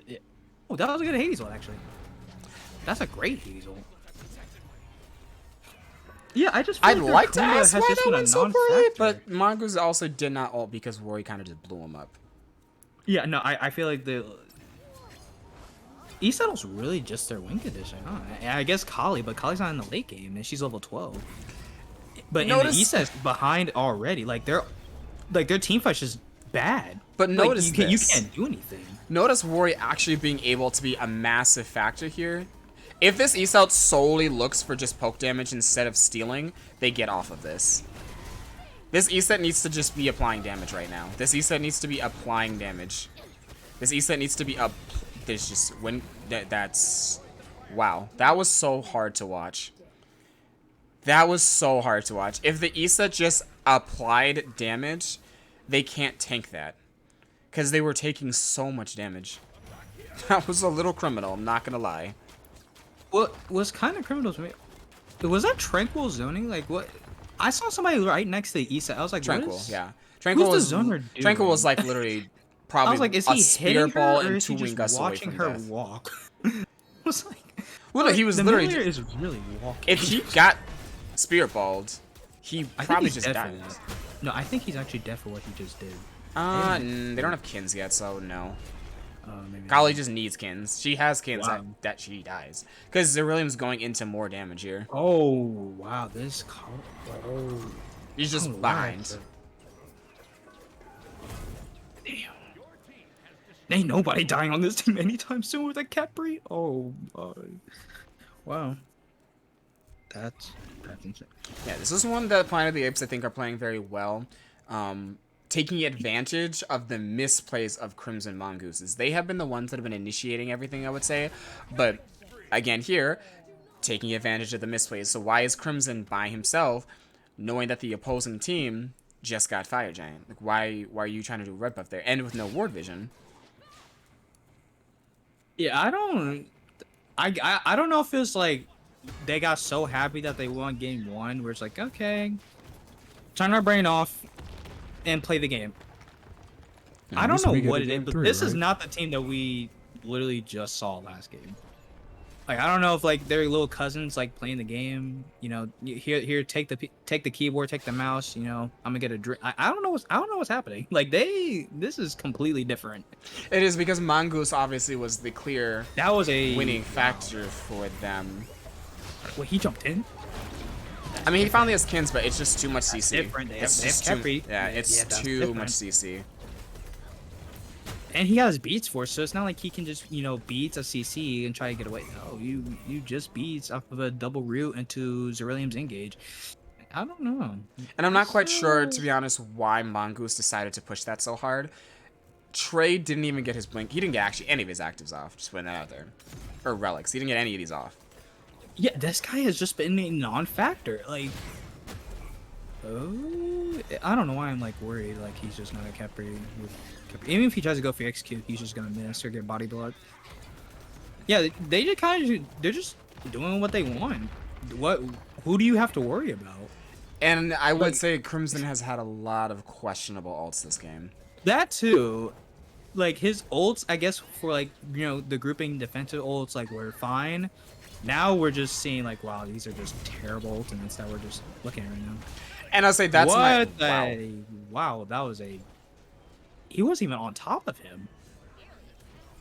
I'll say, and that's my issue where, you know, we're not. Ooh, forgot my thing does that. We're not seeing Crimson or Mongoose being able to play effectively with Trey. Their 3v3 is lost. Crimson is ulting defensively for everything and still not able to actually get the damage off because he's just getting bursted. So he's really not benefiting from it whatsoever. And then you see Trey kind of just being a non-factor. They reinitiated into the Phoenix. He was there. No Curse Donk, no Blink. I would have at least thrown out like a pity Curse Donk or something. And then we see Mongoose, who's trying to be, I'm not going to even say Captain Sabo, who's trying to be like the hero, as if he's still playing Nemesis here. But we don't see resets. He hasn't gotten a single reset result. He hasn't killed anyone for that matter too, so obviously he's not going to get any. But the build is taking so long for him to get online. He's 4 levels down, and he has 3 items right now. This is really a reversal. This is insane. And I forgot their Achilles was in this game. Wow. So many of their just win condition for this comp, down the drain. Support, not playing the game. Achilles, didn't get a good lead. Even though, I guess granted, they didn't play for blues, like at all. Wait. Don't tell me. I knew you see it. You Wait, see don't it. tell me. Okay, so let's go to game 3. You can also I knew you were gonna say. I was like, you're losing, but you're building a stocking item, I suppose. Oh no, you can get me out. Like, you know, the minions, I guess, are gonna Expeditiously. like, you know, the minions are gonna be pulling down. Oh, you went. See, I wouldn't have hated this interesting. if Fire Giant wasn't coming up soon. You're not gonna be at a spot when Fire Giant spawns to be like, oh, let me just go left wave and just let me get my Golem of Deep Stick. No, Fire spawning. You have to be over there. How do you feel about the heroic teleport? Which one? Wait, is that the one that? So you Okay, TP and Slow your immunity? slow immunity, additional movement speed, and 40 more protections. I don't hate it. I hate it. Only reason I hate it is because the application of it is so niche. Because you're gonna be grouped. Like, I understand the concept, like, let me back and get an item. But it's like, if you're grouped continuously, like, if this is his last item, right? Everything else is upgraded. Or almost upgraded, I should say. What are you backing for? And then even when you back, you're probably all walking together. Like, do you know there's a calling in the game? So I guess that's just the weird part to me, where this is such a mid-game item that Unless I find like, it has literally almost no applications early. I feel like the only play I Or can late. see it with is like if you put a ward, like have Les like ward behind the team. I'm a TP and like. But look at this. Where's the application of this? Where's the application of this, Bomber? Where's the application of this heroic teleport? Look at all that's happening, and where is the application? Oh, they just lose it. Yeah, no, I feel like when he definitely just losing this. Wait, did I die to execute? I'm assuming he did. Oh, collie things. Gabriel's down, so Collie hang things. on. Collie things. Collie things. He can only do that because Gabriel's down. That's interesting. I feel like the timing of when he upgraded it was bad because like the siege just happened. But like I feel like at Fire Giant, if you're really grouping, you know, doing this whole little dance, I can see the potential in it. But wow, they actually this is dangerous because this Phoenix is gonna come back up. Yeah. Oh, they lose this one. They lose that 1000%. Mid they defend, but Fire Giant that's it. You don't want to see it anymore. Like that. But my fear is that went so Kali now is at, I would say, a point where Silver Branch and Kins and Katana, the last item he needs here is just the Odysseus Bow. Because Odysseus Bow, and he's just hitting all three of those people that, you know, stacked on top of him. That fight went so bad for them. That is so... Zerillion pushed that too hard. Zerillion got executed. He pushed that way too hard. Yeah, that might have been just winnable. And it's so... Okay, so speaking of relics, I really hate the shell pickup because of the fact he's like kind of the main engager. No, not for Les. When I looked up, I was like, oh, he has shell for some reason. Yeah, Les is fine with it. I hate it for Zerillion because he's the engager. Because he can't just blink in now. You can't just blink. He has to dash. Silence, you're going to get relic. Yeah, you have to dash it. And again, this character is just going to auto you to death. Because I think that's something that a lot of people don't conceptualize about Kali Jungle, is that when you have characters like this, or even like Bologna, or not Amma, but or Nike, that's a good example, that when they initiate, they have to all in. That's just the nature of the kit. Kali can play almost like another support, where she's just autoing who she sees in front of. This is what I'm talking about with Crimson. Why did he... This is what I'm talking about. Why did he only has 10% cooldown. Why are you ulting that? Why was he so scared? It was just poke. I'll give it to him. He's good. He doesn't even have ult here to defend this. This is he does not have ult here to defend this. That was one of their win columns. She does not have ult to defend this. Wait, do their carries have relics? Do carries have relics? Granted, it kind of doesn't matter because I've kept no beats here, no beats here, no beats here. If Kumba gets... I mean, very small window. Very small window. Window is gone. Window is gone. But he can force the relic. So if he blinks in, he can force it. Watch him dash in. Watch them engage. Okay, Kali's immediately initiating. Again, my issue. Kali gets knocked up. Kali's trying to auto people to death. She's getting people low. I'll give her that much. But the rest of the team here is not being... Yeah, the rest of the team here is not... I hate the way she's doing late cursed onk. Very, very late cursed onk here. Oh, he onked. I didn't know. See... Wait, there are definitely a bunch of people in... Oh no, interesting trade. Wait, their Titan's dying. They just end. They definitely just end here. Wait, what's this Hachi doing? Yeah, they definitely just end here, right? No. Right. Yes. Yes. Okay. Yes. No. Yeah, they do. Wait. Why is he one shot? God damn. Yeah, I was like, they definitely just end there. Les actually did not die once. No, Les definitely played the best, and so did. I will give credit to Les and Worry. They played that, and Jiggles. So the little trio did great. I am worried. Only reason I'm worried is because they shut down heavily the mid and jungle, so they're able to win the game. I'm not saying that Worry played that poorly. I'm not saying Eric played that poorly. That's not what I'm getting at. I'm just getting at, think about the hyper carries from the first game that we saw, and think about how this game went. If the team what did we Mongooses? If the Mongooses acknowledge that they have to basically keep their mid, which is I feel like kind of common sense in any comp, but if you have to keep your mid and jungle alive, how did they play against that? Because we still saw the same early issues that Warriors team had. We saw the same problem where your solo's dying, you're not really doing anything out of duo, we're not seeing a push there, objective play isn't a big thing. They were punishing a lot of the misplays, but I need to start seeing where Warriors team is initiating things rather than being so reactive towards everything. Oh, did they go in? Oh, here we go. Okay. Because you don't want to keep playing somebody else's game. Oh yeah, of course. I think. Let me see what was this. I can't stand these people. I'm just curious, like, what they're going to, like what are they going to adjust to in these drafting? I think a lot of this could be just like a lot of drafting issues. Like the Achilles, irrelevant. I forgot they had a Hachi because of like it seemed like he wasn't doing anything, or at least he was like maybe trying his best. I'm not gonna lie, it does feel like It's the just weakest so many player is irrelevant their support. factors. It's feeling You like said it's their support? yes. I know I praised him a ton in the beginning. I did. And why do I have squelch there? Anyways, and he was a martyr. He was. But it wasn't enough. It's like he dialed back so much. I'm not seeing relic usage. I'm not seeing blinks. I'm not seeing a combination of abilities. Like, where is the Kumba ult into the Spirit Ball on the floor, into the possible Wind Gust? Like, where was any of that combination? Wow, they banned the dual lane. They clearly they saw the issue with that game. They did not It's like too safe. Geckos on Charybdis, and they did not like the Khepri. Yeah, it is also really just way too safe. But it's weird because like Mongoose likes to play off his soul, like what we've seen for game one.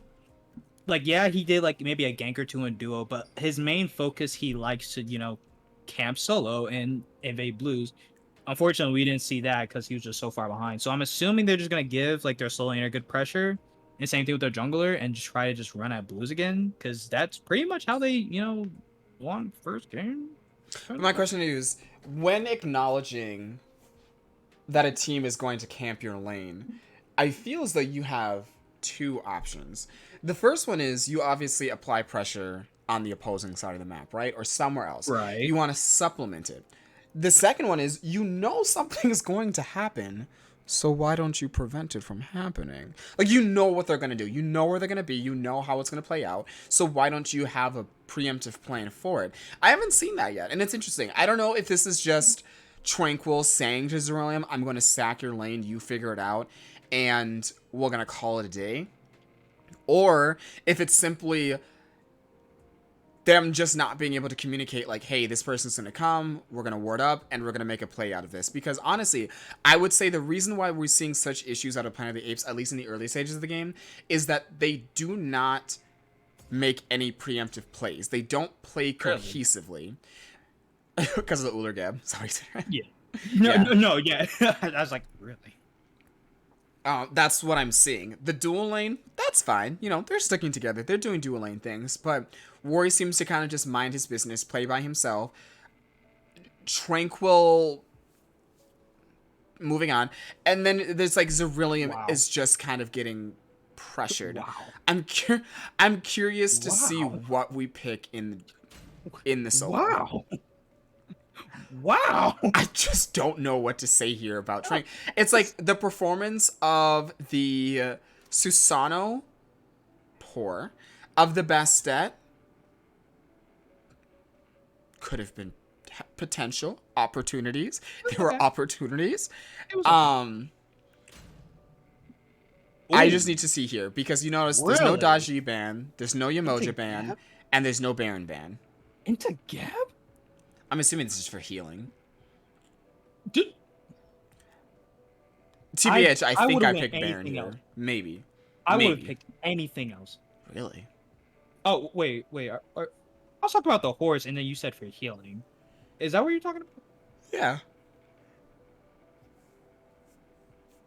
I mean, or just like I mean, Izanami Horus is extremely high amounts of lane pressure.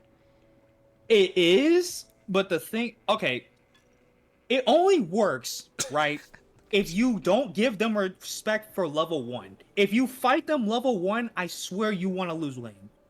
It's so obvious of what they want to do. Oh, you know, Clear the wave. the blink knock up into slow. Yes. It's so obvious. But the thing is, right here, though, you know, he's a brave man for trying to go horse into get. It's so easy to, cancel out the dash.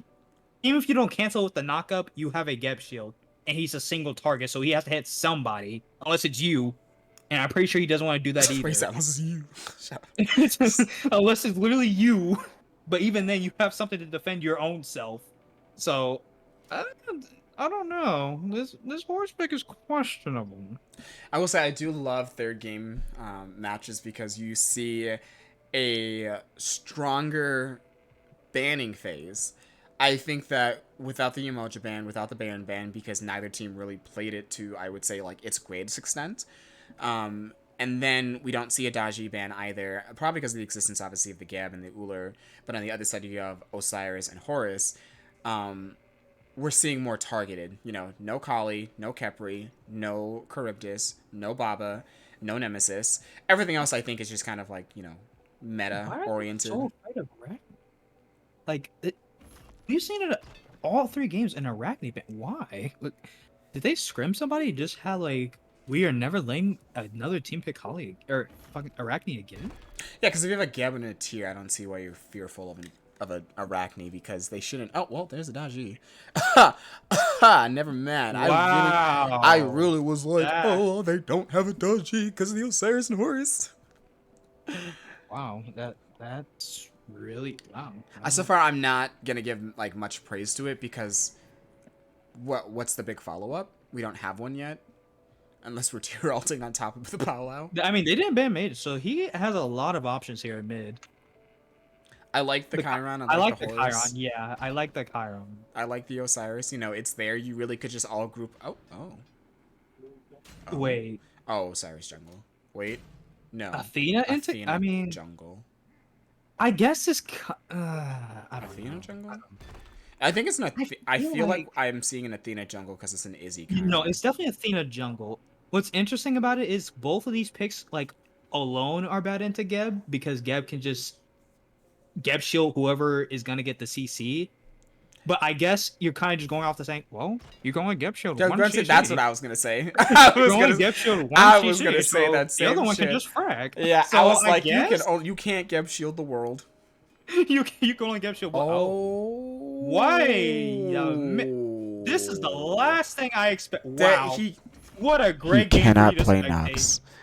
What a great game for you to spectate. Wow, I am all here for it. Wow. I have never, ever. Wow. Ever. What season are we in? 8? Are we in season 8 or 9? 9? 8? 8? What season is this? 8? I have never in my 12 years seen this man play Nox. I've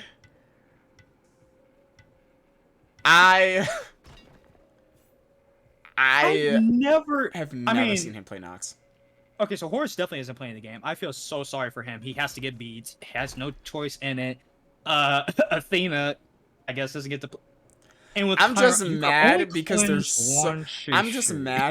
is so much CC on their team from every single character that even if Worry inherently misses the combo, he can still do something because somebody had to pull beads at some point in time. There's just so much. Like, if he roots them, they have to beads. And then the Daji just gets to, do whatever. Again, there's only one person that ideally she should be pulling, which is just the Izanami, but then you've got the Chiron and the Horus, so it's all there. But Nox damage can be very surprising, but I also find Nox to be a really, really hard thing to pick into ADC meta. Because yes, you're lowering, quote-unquote, the damage that they are outputting, but they also have a lot of percentage damage items that don't really matter about mitigating. Like, if you're doing 40% less damage, Kins will still supersede that because of the nature of Kins. Like, it still has to be a percentage of their health. And it's just double hunter, so Right. Like, it's like if you have an item and it's like it does just 600 damage, right? Like, let's just say it's Soul or something. It's 600 damage, example. Like, then yes, it will do less damage. But when you have percentage items like Kins, it's like it will supersede it.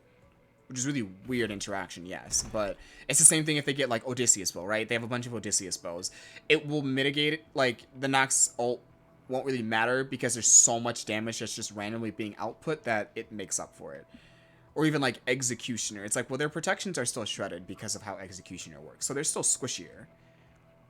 So, I don't know. Yes, in the name, obviously, Young Nox. But, like, as a Nox player, I like it in support because throwing out the ult, it doesn't really matter.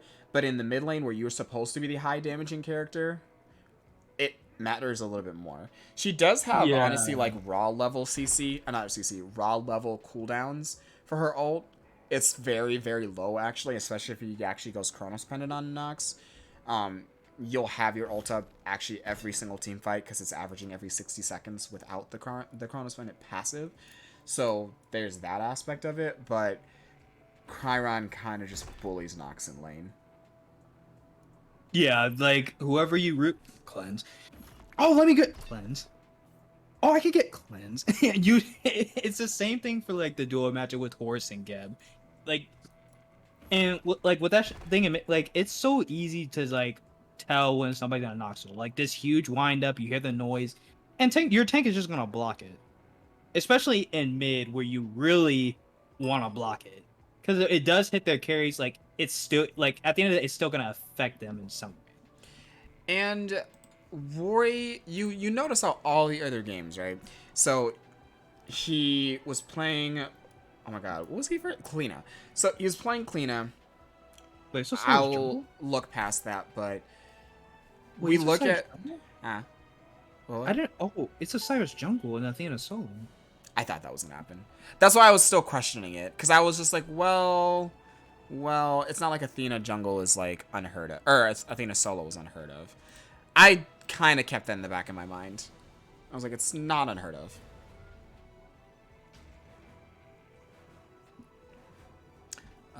Sorry, let me. Oh, ranked as well. This goes gonna go here. This goes here. This goes here. This goes here. Apparently, this goes down here. Boom, boom. Oh, no, boom, you guys are boom. dueling. Like their placement in dueling. Oh yeah. Wait, what? Like is he at the bottom and Horus at like the bottom? Oh, that's what I did before. I was like, why is Broface all of a sudden in mid? But yeah, okay. Yeah, I was like, Oops. all I was like, this is gonna be an interesting game. Despite whatever the fuck happens, this is gonna be interesting. Mm-hmm. Also, Yeah, let me these use blinks. I'll be right back. 3 blinks, wow. This is gonna be interesting. For once, one team genuinely just inherently has more sustain than the other, but the other team has high amounts of CC. Neither team has, well, you have a Nox, I suppose, but neither team has traditional objective secure. This is going to be a very, very, very interesting game. And of course, Beats. Bold of him not to get Beats, because he definitely can just get fed off of early. Oh, he's just not going to blink on them level 1. Oh, they're going to get there so much faster. I don't think it was super necessary for him to blink there. Because they should just outclear no matter what.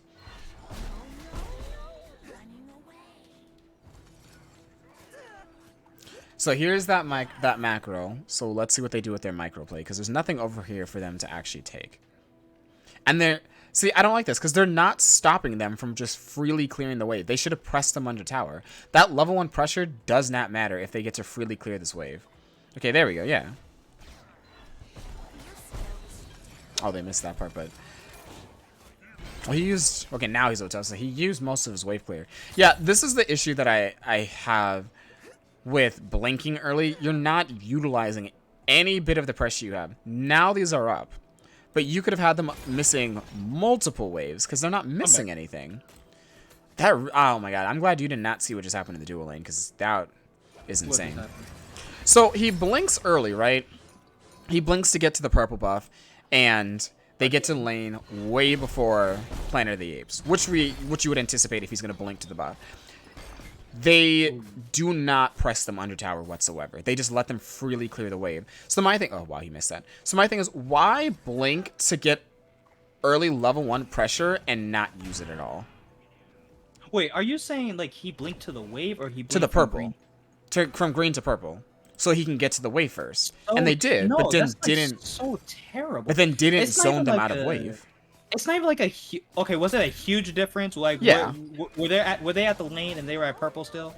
Basically, like Eric was still walking from purple by the time they were already hitting the wave. So I'll give them that much.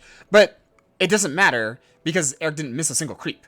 They didn't get pressed under tower. They just let them clear. Because these don't spawn fast enough. Oh wow. I didn't even realize. Sorry, second purple rotation. I think I hate it because of the fact, like, hang on. I think no, he dies here. He dies here. He was rolling. Yeah, he's dead. He's dead. That's first blood.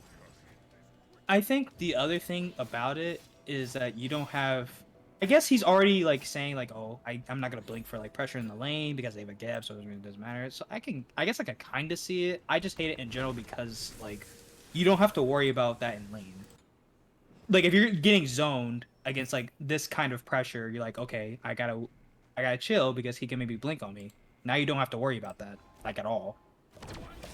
Now I can understand if you want to like maybe hit the wave first, so maybe he blinks to the wave, but like from green to purple, I just don't know.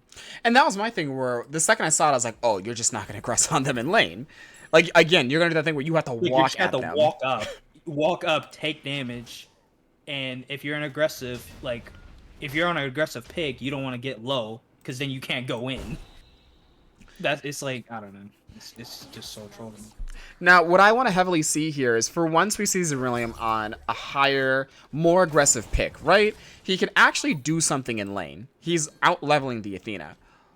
Are they going to play out of his lane? Are we going to see him rotating early? Are we going to see that we have a tier solo lane versus an Athena?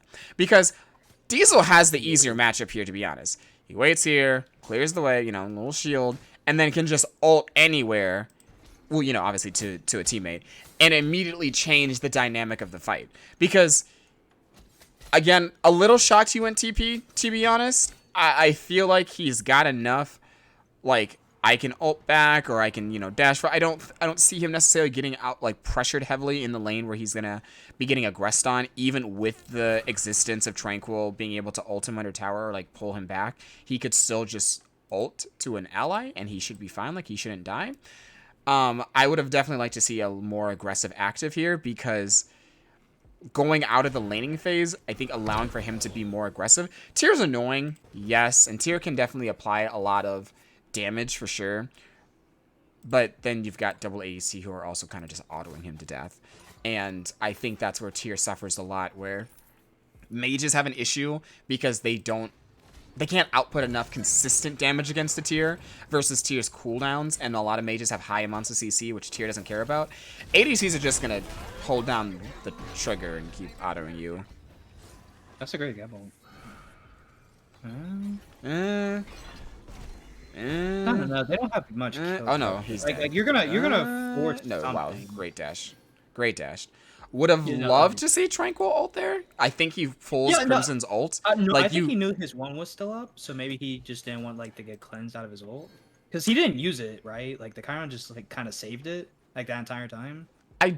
I'm gonna say he used it because he didn't cleanse himself out of the Nox route. I guess so. That seems kind of weird. Do you ult here? Okay. You definitely have ult. Because I feel like that's the reason why Tranquil kind of just didn't. So I kind of understand that. But like, okay, so for solo, I get like Zerilium. Yes, he can like he has like decent clear. Even like you get Athena's point out fearless or whatnot, whatever. Me seeing like him getting a lot of pressure over an Athena is like hard to like say, because like the last time we've seen like Athena solo be super popular was around like play-ins, I think, when we saw like the Amaterasu that was like pretty like good, and we wouldn't see blue invades because what's the shit, Obelisk was like just so good, so nobody played around solo, so we would see Athena solos get this exact start like Boombas because of the fact Athena is up there with Amma to where you can't really invade her because she can out confirm you, like pretty much every time, like an Amaterasu. At least a good Athena that knows how to like confirm her buffs. So I don't see Zerilium and them trying to look for these, especially if she's just right there. And if their jungler has like a brain cell, like also rotates, because he's just gonna out confirm, like he's just gonna get the buff like every time. Even if he like fearlesses, does whatever to try to confirm, you just get taunted, even if it's like a second, and she shield walls and gets it already. So I the only way I'll see like pressure, quote unquote, like pressure, like between solo, is just through rotations. Like if Zerilium looks to like proxy the wave and get there first, like Sorry, it is criminal the amount of missed abilities unless in it's such a small amount of time. Oh yeah, no, that was criminal. that was absolutely criminal. But yeah, I don't know. I feel like this solo lane is just gonna be just a kind of a stalemate until one of them rotates. So we're just gonna see a lot more action throughout mid and duo. And I think that's what this composition, like both compositions are heavy for. When you've got the double ADC pick, you want to be aggressive. You want to be able to try to pressure those objectives. And here we already see the first Athena rotation. So all of a sudden they're going to have to try to disengage here. Good knocks out. And it looks like most of them are going to be actually get pulled back into this. So a huge ult by the Daji, but again, there's no follow-up damage because Warrior had ulted so early. And that's my issue. You know, you're ulting like a support. Because you're like, okay, let's reduce their damage, but you don't have enough follow-up damage in your kit, unfortunately. This one did nothing. Yeah, he definitely could have just pressed this, not gonna lie. Yeah, he could have... Oh, he does get a kill here, though. Nice. He doesn't have dodge ult. He doesn't have blink, though. So, yeah, he's fine. He should be fine. Warrior's actually in trouble. I was gonna say Horus dies there, but Warrior misses that combo because... Oh, actually might be he able... went back in? Oh, good Geb shield, though. Thank God he was there. Jesus. Yeah, we're just gonna see, like Solier is just gonna, we're gonna farm until we have our ult, or we just decide to walk. Then we're gonna start rotating. So yeah, again, here's my fear, and I really wanted to lead into that. So with Nox, and I'm sorry, I'll try not to be a nerd about the character, but like you can't, when you're playing it mid, it's so hard because you can't initiate the way he did with that ult. It wasn't even initiated, to be honest. That's a lie. It was more of like a secondary thing that happened. You, with this composition, are the main source of damage. There's no Hou Yi ult to drop on top of the Paolo. There's no, like, maybe second, like a little Jing Wei ult to, plop on top of it. It's high single target damage coming out of the Uller. As we see, Warrior's not being chased here. But coming out of the Uller, same thing that we're going to see coming out of the Daji, same thing we're going to see coming out of the Tier. It's a lot of single target damage. The CC can hit multiple people, yes. You can get big silence, big Paolo, lots of fearlesses, true. But the damage is what I'm looking at here. Oh, he misses that.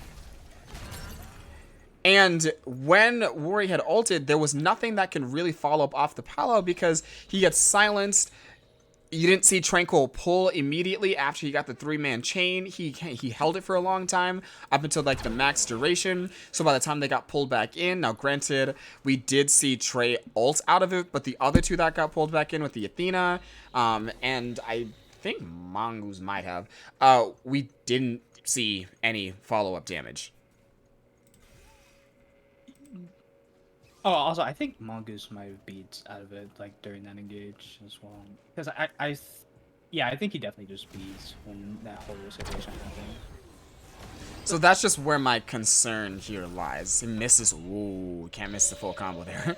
Again, can't miss the full combo there. You hit a silence, the character just walks out of it, then you miss the root. As well. Les knocked him up. So yeah, it's like you can't. Ooh, great knockup. Oh. So that's what I like, honestly, about Horus into Daji. It's actually really easy to catch her dash. And you kind of just force ult at Oh, the great. power. Oh, he's dead. He's dead. Yeah, no, Nox kills here. Oh, why I thought that was an ADC. Everyone should be... Oh, he got kicked out of it. I don't think... I don't know. He doesn't die here. Yeah, Horus into Daji is like a pretty, actually a really good one because of the fact you could just Horus ult, like anyone that's in the powwow, so there's no real like threat you have to worry about. Oh, I'm gonna get pulled and just instant died. Granted, you don't have to worry about that anyway because they have a Nox. But if they had anything like a like a Merlin or maybe even a Titan, just something that can like follow up really well. You can just teleport out immediately as soon as they get the pull. And I have seen certain niche interactions where somebody knows they're going to get pulled, so the Horus immediately up downs so they can at least get the shield that Horus can provide. And I think a lot of people sometimes forget about that aspect. Too. It's not just like him initiating, it's the shield, as you can see, scaling throughout the later stages of the game that can try to mitigate at least some of the initial damage. Not much, but 160 could at least be maybe an auto, or at least just the initial damage that you take from just getting pulled in by the Palo in itself. Yeah, so it'll be interesting, like, to constantly like see these 3v3 like skirmishes, like to see who's actually gonna get a kill, because nobody died when that huge skirmish that we saw last time it happened. The only reason somebody got a kill is because somebody got caught at position after the fact. So actually, we're gonna see right now. See what happens. We got Beast. That was a good engage by Les. He got a lot of things forced out of that. Ooh, he beads. He beats when he got the Gep shield. Powwow. Oh, I already missed too many of them. And the one's just gonna get cleansed. And that's what I'm saying. Like Chiron, yeah, that's the hard part too, because Chiron just is gonna be so oppressive. The damage that he can output by the dodgy, thinking that someone's gonna drop right down, if any of them are standing there, because that's the issue with Nox. She's gonna be stationary, waiting for something, and you can just ult and kill her. And especially if she's rooting someone into double ADC, that's why I hate it. You root an ADC late game, you're dead. That's it. You have to fit the whole combo. And even then, they can still just auto you to death. And we're already seeing it. Like, your Still, especially just, for... What are you doing? No, I know he doesn't die there, but that's just still super... Oh, okay. Everyone's missing their CCs. High execution composition. Can't miss those. Oh, somebody! I was like, somebody dies here. Somebody dies here. Oh. Hero for the Horus? Oh, great knockback! Wow, yeah, that was huge by Crimson. Yeah, that was actually insanely good. But we're already seeing it now with Horus. For Nox is like also kind of bad because of the itemization that you can have. Yeah, he's 3-1. He's kind of just fucking right now for some fucking reason. Like, you can just build spear ropes so early. Yeah, I see the roof. Okay. I was like, I know you're not just talking about something for some reason. What you mean? What you mean? I see it. It's just personally, I wouldn't let nobody disrespect me like this. Okay. No, but first time. I'm clocking out. I've had enough. First time. Because yeah, not my first time. No, Trey clearly was mad about his performance them last 2 games and is running at somebody, and that's what I love to see. He definitely gave his little cousin the keyboard. Yeah, no, because he was like, backline, peel. That man said, absolutely not. You stuck me on Gavin Kepri? Absolutely not. I respect it. And like I said, look, I mean, Cyrus ain't doing great, but like I said, all of a sudden, mid and jungle playing together again, and it's going a little bit differently now. Look at this. Look at the level disparity. 8 to 11. That is absolutely insane. The support. Do you see how close he is? That's just insta-dead here. Wow, he's really just diving with them. Oh, yeah, he just died to the tick damage. Okay, good pick. Double ADC. Fight him. Fight him, double ADC. Fight him. No, he's just dead. He's nice just dead. He has no Tyrell to really chase well. Does he have blink? Okay, he has blink. He's waiting for the blink. Blink Fearless coming in. There's already another shell coming out. Ooh, okay, good blink by Les. This is huge. Nice Fearless. Oh my god. Huge play coming out of Cerulean. Cerulean. Someone still died. That's so funny. Yeah, Cerulean made a massive plays there. My issue is that Trey, as much as we love it, that over-aggression, you left your backline completely exposed to Cerulean. Yeah. And again, we're seeing here this whole I'm gonna buy Blink but not use it. He for damn sure does have Blink. Oh my god. It's what we saw the first game. I'm sorry, the second game with the Kumba, and now we're seeing it with the Horus. You're buying the Blink, but you're not using it. Again? See, that's interesting because most tiers usually just grab beads. Just you know, we Wouldn't you advise Isn't Thorns against silent the double ADC composition? that too? No, you can get that. You just need some form of defense for yourself, not shell. Like He said, beads, not shell. The way he said it, you need deep, not shell. you just no, A I'm so literal sick defensive of it. item. He said, you need deep, I'm just not so shell. sick of it because it's like, okay, thorns, double AC, okay, you can't auto me. Beads, you can't CC me. Why shell? Just why? The amount of impact you can have with a thorns or a bead is 10 times better than you just shelling them. It's true. I definitely think that if he pops Thorns there, he just continuously walks at them over and over Yeah, again. you can do Because whatever you want. with a composition like this, auto attack, auto attack, auto attack, not, obviously ability based here, but even the jungler, Stone Cutting Sword, Golden Blade, like, you're still just autoing. No, this is... He has no beat. Oh, no, he just popped some. Yeah, it's like in the massive the disengage here. Horse But again, Warrior's getting really good ult stat. Oh, Yeah, he's dead. He's dead. Yeah, Warrior has been getting Wow. really good, like, snipes onto Yeah, Mongoose. no, I'm actually. Wow. Okay. Athena taunting the golden But character. no ults. No ults. Just no ults to really. Yeah, follow it is up interesting that Warrior's in mid. I'm a little curious why that is. If they're still engaging here, why is... I get he wanted that wave there, but he definitely gets a kill there. It could be just miscommunication. That's heavy. That's like way too much miscommunication. Because you also gotta think about it, because like Les was like deep in their speed, and the divers were kind of like at the XP like back camps. So I feel like they called off the fight, but then maybe Les just saw something really good. Say, I'm gonna go for it. I'm not ready. I suppose because it really seemed like Warrior just got the kill and then just walked away from the fight. Yeah, that's definitely like a sense of miscommunication. I feel like, which happens, sometimes. It can't with this composition though. That's just gonna be my issue. If you're gonna dodge ult somebody and there's no damage following up, that can be a huge loss in a team fight. If you're gonna Geb ult and there's no fall, like that's my issue with comps like this. It's high execution because you've got, again, like I said, the single target, the single target, the single target, the single target. Well, okay, well, hold on, I was gonna go to Gleb, but it went to Nox, so that worked out. But the single target, like that's just my, which is so funny because I forgot they had an Uller. Holy shit. Oh, yours really was just chilling. Oh, I forgot they had an Uller. You're really just playing. You can't be chilling but be the same level. You can't be chilling but be the same level because Izanami has definitely been in fights. Actually, She was in some fights over here. Oh. that's toxic. Oh. Wow, as soon as you talk about him, he gets ganked. This is your fault. You know. Guys, it's your fault. Wow. We weren't talking about ADCs at all. Oh. I feel like I was in a max range jump. I could be wrong. Pretty sure he still just dies here. No, he's Gebel. Oh, never mind. That Nox will hit too. Nah, he's fine. Oh. So much going on. These fights are so discombobulated. Hi. Hi. The Athena dashed in. Hi. Wait, the Athena dashed in. They have no other ultimate for some reason. Chiron could frag. No. I don't. Maybe. I feel like they would have to line up in a straight line for him to frag. I'm not gonna lie. I mean, it's possible.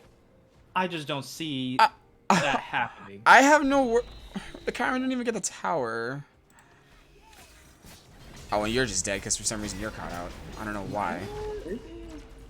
Now there. Oh, he hit dead. every snipe. That was dead. He hit every snipe. Wow, I can only. I mean, walking in a straight, but he did though. Walking in a straight line. See, I had to say because somebody gonna call me a hater. I already know someone's gonna call me a hater in chat. I already know. Okay, thank you.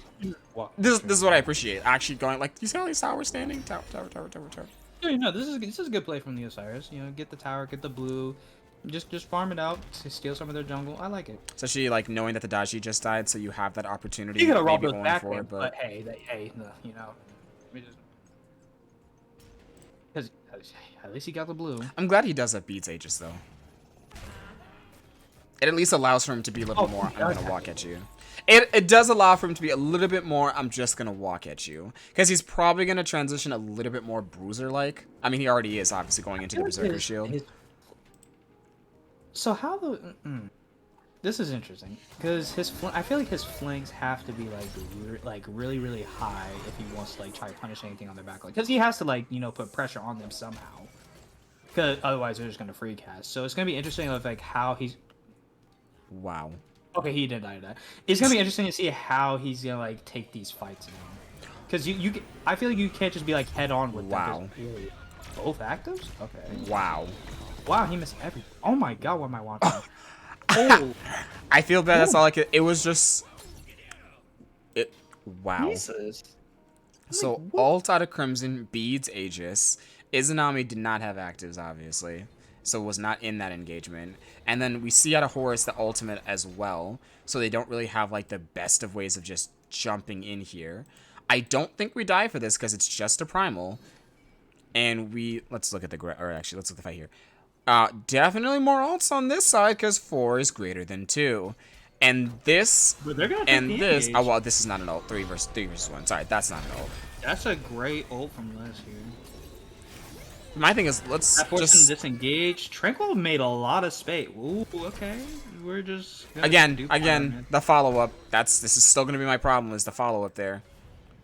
I think that's enough. Oh, he had a good Jiggles Aegis. is in their back line. Oh, he is just back there with no man. Oh, he kills him. Yeah, he just kills him. Why did he beat? I don't know. I don't know. I literally saw in the meme. I was like, why is Jiggles in the back line? Yeah, I don't know why he beats there, but that's neither here nor there, I guess. You know. Why is this still a fight? I mean, I like the Osiris is fine. Yeah, sure. Like, Oh, we were gonna talk about the tier fearlessing somebody out of Nox Islands. You know. He really is 6-1 and 2 getting carried. This is insane. Anyways, not a hater. So looking at both sides here though, and acknowledging the graphs, what I find this little heart rate monitor is very interesting because the goal difference is not that big. It's 23 minutes in. It's 8 to 11. It's not that big.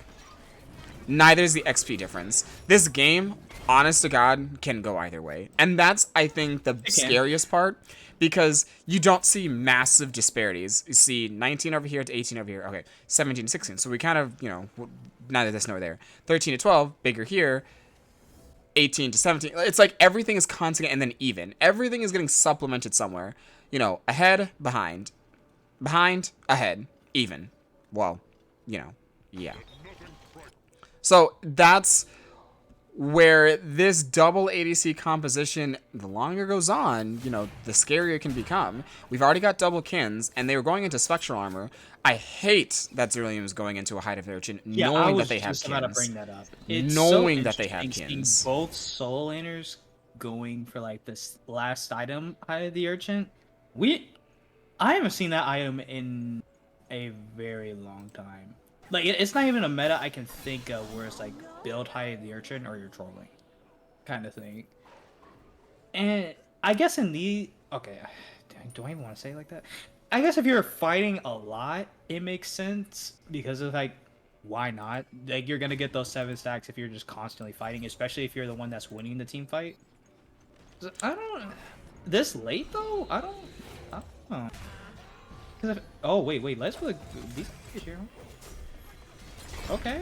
This should just be a 1-5 for them. Oh, no Nox ult. Yeah, that's a little difficult to lose that there because the Geb is still trying to engage here. I'm pretty sure. Yeah, he just dies is just here. going in on there. Yeah, there's not enough grouping from their team. Because you notice the people that are alive are tank. Like, the backline is just way too exposed here.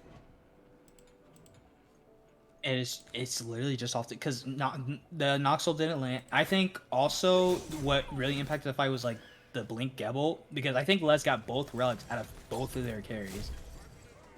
I'm pretty sure. I mean, be wrong, considering they're on the same cooldowns. Yeah, like I'm pretty sure he's got so many relics, so they can't even defend for themselves against the Daji. They expended both of their dashes, and Daji's like, oh, I'm going in, and same things. I'm going in, and they kind of just frag. But I need Trey to be, again, the no utilization of Blink. I need Trey to be in these fights, with his backline. I get that he's like, I'll zone, but his ults now too even are defensive, and he's not bringing anyone with him. Like, he's not ulting somebody, like, say, away from the tier. Zerilium is literally engaging on their backline for absolute free. There is no knockup. There is no slow. Because at least what we could see is Trey trying to knock up or slow. We're not seeing that. Crimson can only do so much because he's obviously trying to cleanse himself out of the dodgy ult. Little bro got Gab ulted, so we're not going to see much from that. We're not going to see much from him. He obviously is the big person that you're going to go after because he has no CC immunity against a high CC composition here. And he aegis actually a lot of the damage from Eric because Eric was coming in from the fight from this angle up here. So if you're going to have a composition like this where it's like we just auto and gun down who's ever in front of us, you have to stay together. Because we're constantly seeing Trey, Diesel, and Mongoose trying to take on the world while Crimson and Bro are just getting their ass ate. Yeah, I also really love like the itemization from Les and Zerling. Both of them picked up the robe, spear robe. So even if these CCs land, He sold what he was going into. Don't you pray? He sold what he was going into because that was 100%. Oh, he sold it? Yes, this was this was tier 2 hide. I know, but he was going into a hide of the urchin. It was going to be a tier 2. It was tier 2 hide. Look, he knew he was troll. He knew it. It's Kins Eggsy. Stone cutting. Right, you better talk to him. But no, because it's like it's just hard to lock down the people that you're like supposedly trying to go front to back with. So it'll be a question. Like this siege especially is going to be interesting because you just have no choice but to go front to back. I'm curious to see how they. Oh, never mind. I have no words. I actually don't have any words. Onto the Geb? Yeah, I don't have any words for that. That's a big ability to lose. And what I hate is that the Athena is already taking so much damage. I know it's like team's minuscule, but it's still unnecessary damage to be taking while they have Fire Giant. Did he Geb ult? Oh no, I thought he Geb ult for some reason. Oh. He got the beats out of Chiron and still got the Fearless onto Osiris? And yeah, so I was like, not the Osiris, fucking the Forest. Yeah, Trey. I have no words for Trey on that one. That's very interesting. I mean, that's game, obviously. Also, mind you, mind you, Shell's still up for Zerling, but hey, it's just me. The Forest still has Blink. Was Trey really getting CC'd so much that he couldn't get the ult or dash off? Like, to someone? Did he not? Because Wari started it off with the... He got knocked. I know he got Fearless. But there was a little... on top of the Fearless. That's the question. Because there was a little bit of wiggle room in there. I think it's also a possibility that Les also ulted him. Because I don't remember who Les ulted. I think he ulted the Horus as well. I think they literally just... No, he didn't ult the Horus. Because the Horus got Fearless out of the tower. Yeah, the Horus got Fearless out of the tower, and then Les ulted their backline.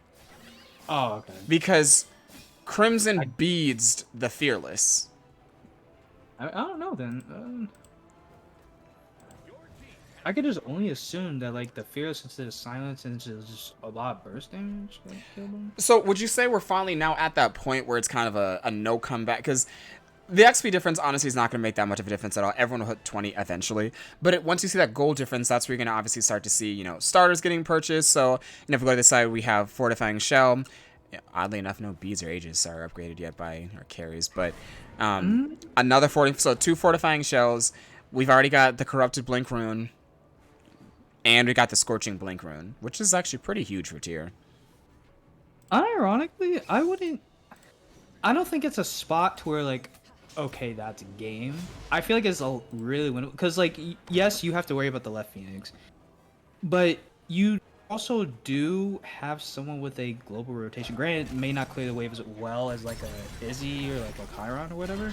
That's still a good global rotation to have because always the factor is like, oh, it's gonna be 4v5 because somebody's clearing left. No, you have an Athena for the global ult unless you get your Relics Force right here. Then, the fact that Mongoose beads after getting cleansed is criminal. Yeah, I saw that. Okay, yeah, never mind. Because they kind of just get EFG here. Or they just end. Or they just end. Or they just run it down. This is definitely one of those they just kind of end moments. Yeah, Blink. Yeah, I was just gonna say he has Blink up.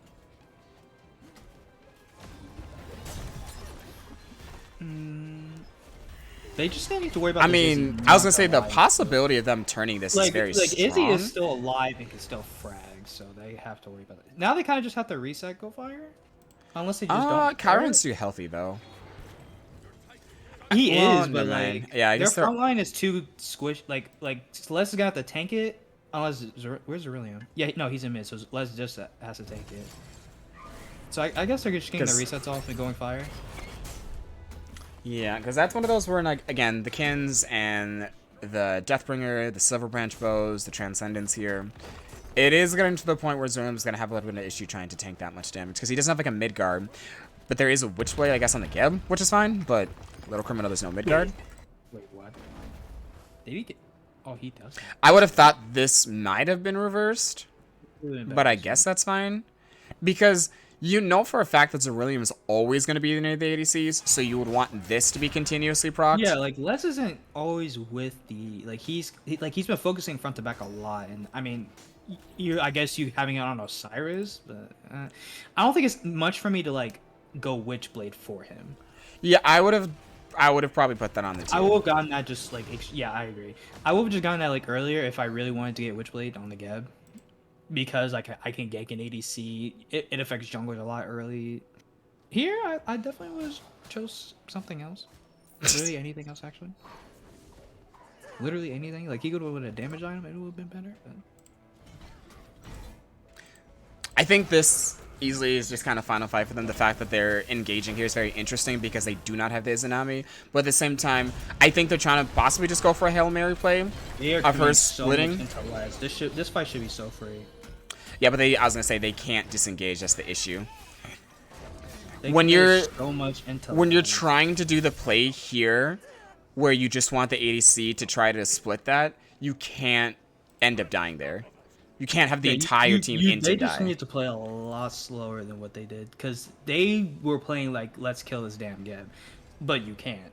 It's so much committing, and he had Geb shield still. Like he literally Geb shielded himself. Like. I don't know. That it was a desperate play, I guess. Try to make something work. But was it necessary though? Was it a necessary desperate? It wasn't necessary, but I think that play is a Hail Mary, but I think they still did not execute that as well as they could have, and that's just my issue there. If you're gonna do a play where someone tries to push this, then 100% like you need to have your exits basically. Like you need to have your get out of jail free card planned. It's just you can't die. Like it wasn't a bad play at all. Like he got the Phoenix. You just can't. And somebody would need to back for the threat of ending. Right. But you dying, I don't care anymore. I think they got too overzealous with like, oh, the Geb's low, so maybe we could actually do something here. It's like, but you know you're fighting a 4v5. You know that's what you're doing. So yeah, that's a lot of fun, but I guess that's the set, right? Yeah. Oh no, yeah, they just went 2-1. Mm-hmm. That's interesting. You know, Mongoose has a absolute lights out performance first game. They ban out his Nem, and second and third game, yeah, he just was not able to produce as much. I mean, he had a Kali, and I think the mechanics there, I should stop doing that, sorry. The Kali mechanics weren't where they needed to be. In order to get the reset kills, I think the build took way too long to get online, despite it being the more typical Kali build. I think it's very meta to what we're seeing right now. But when you have such a massive disconnect between your mid laner and your support, and you're not 100% on who's going to be initiating or why, I think that it's going to cause you to be a martyr, and you're not supposed to be playing that role. You've got like a Kumbhakarna, and you've got an E-set, and yet you aren't able to combine any type of CC together, and your E-set is either ulting nothing or not getting value out of her ult because she can't actually heal herself because she's already dead before she popped it, and or she's ulting defensively every single time. You can't have all three of those factors. You got to pick like a singular struggle here. Your Kumba is not using relics. Don't ask me why. I find that to be rather infuriating because you have Blink on Kumba, but you can't do it. They have a Khepri, so you know that you're going to be the initiator there. You don't have to worry about a Geb counter initiating that. And then we go to this Osiris. So it's like as the picks and bans transition, they became more and more individual. They were obviously targeted towards certain players, but it's like we saw Planet of the Apes adapting much faster than how we saw the blue team here being able to, how do I want to say this? Not adapt, because I don't think they needed to adapt, but I would say they needed to clean up their plays. Because their team was definitely the initiators, but unfortunately Planet of the Apes was just better at punishing it. Yeah. Yeah, actually. Because we sure did see a lot of like them kind of just going in, and then we'll just like, okay, we're just gonna outplay you, kind of. So, Yeah, that's all we saw. We didn't ever see red invades or purple invades from them. Not one game. You saw 3 straight games. They were doing that every single time. The first game, that's mostly actually how they lost, actually. When Tranquil tried to invade a red buff over and over and over again and died because he did it by himself. So I would say one of the biggest things they just need to work on is being able to find those micro plays. And I think they cleaned that up and their sets just go so much smoother, and we're not in a 3-game place here where there's still a possibility of the other team coming back. You're going to tank your solo lane, fine. Maybe Zurium is just a good enough player that, having his lane for Sot doesn't matter. But where are you supplementing that? Because there's no reason to just let somebody tank and do nothing about it. Unfortunately, better teams are just going to be able to roll with that. Right. But then if you're going to play out of your dual lane, which they didn't really, to be honest, I think both teams kind of left dual lane alone. Yeah, it was just 3v3 skirmishes every time. In the first game, that's what they did, though. They did play off of trying to give Leslord and Eric a lead. Didn't see anything out of really the Apollo. I didn't feel like, oh my gosh, the Apollo's huge here. And then there were tons of questions. It was only one good rotation, but it was, again, off the fact of like them kind of punishing the fight. Because when we were talking about like, oh, his first time rotating, it was at their back cams. Because they were basically at their speed buff, but it left to their back cams, and then they got crashed on by the Apollo. So it was like, we're just kind of like, punishing what they're doing. Like, we're not, like, kind of like getting in there. Right. And we saw Diesel, I mean, deadass, probably the best player in the lobby here. I know Mongooses had like a lights out play, again, with the Nemesis, man went 12-2. Diesel was the absolute most consistent in every game, despite losing second and third game. I mean, it's just there. Man was clearly tanking damage. Man was trying to, output as much as he could. Actually somehow managed to outdamage both of his carries. Wait, he did the most on their whole team. Wow, that's insane. And mind you, like, no mystical mail. Yeah, got a little costed there, but we'll call it. It was a game. So many chests to open. Appreciate you guys watching. I'm so hungry.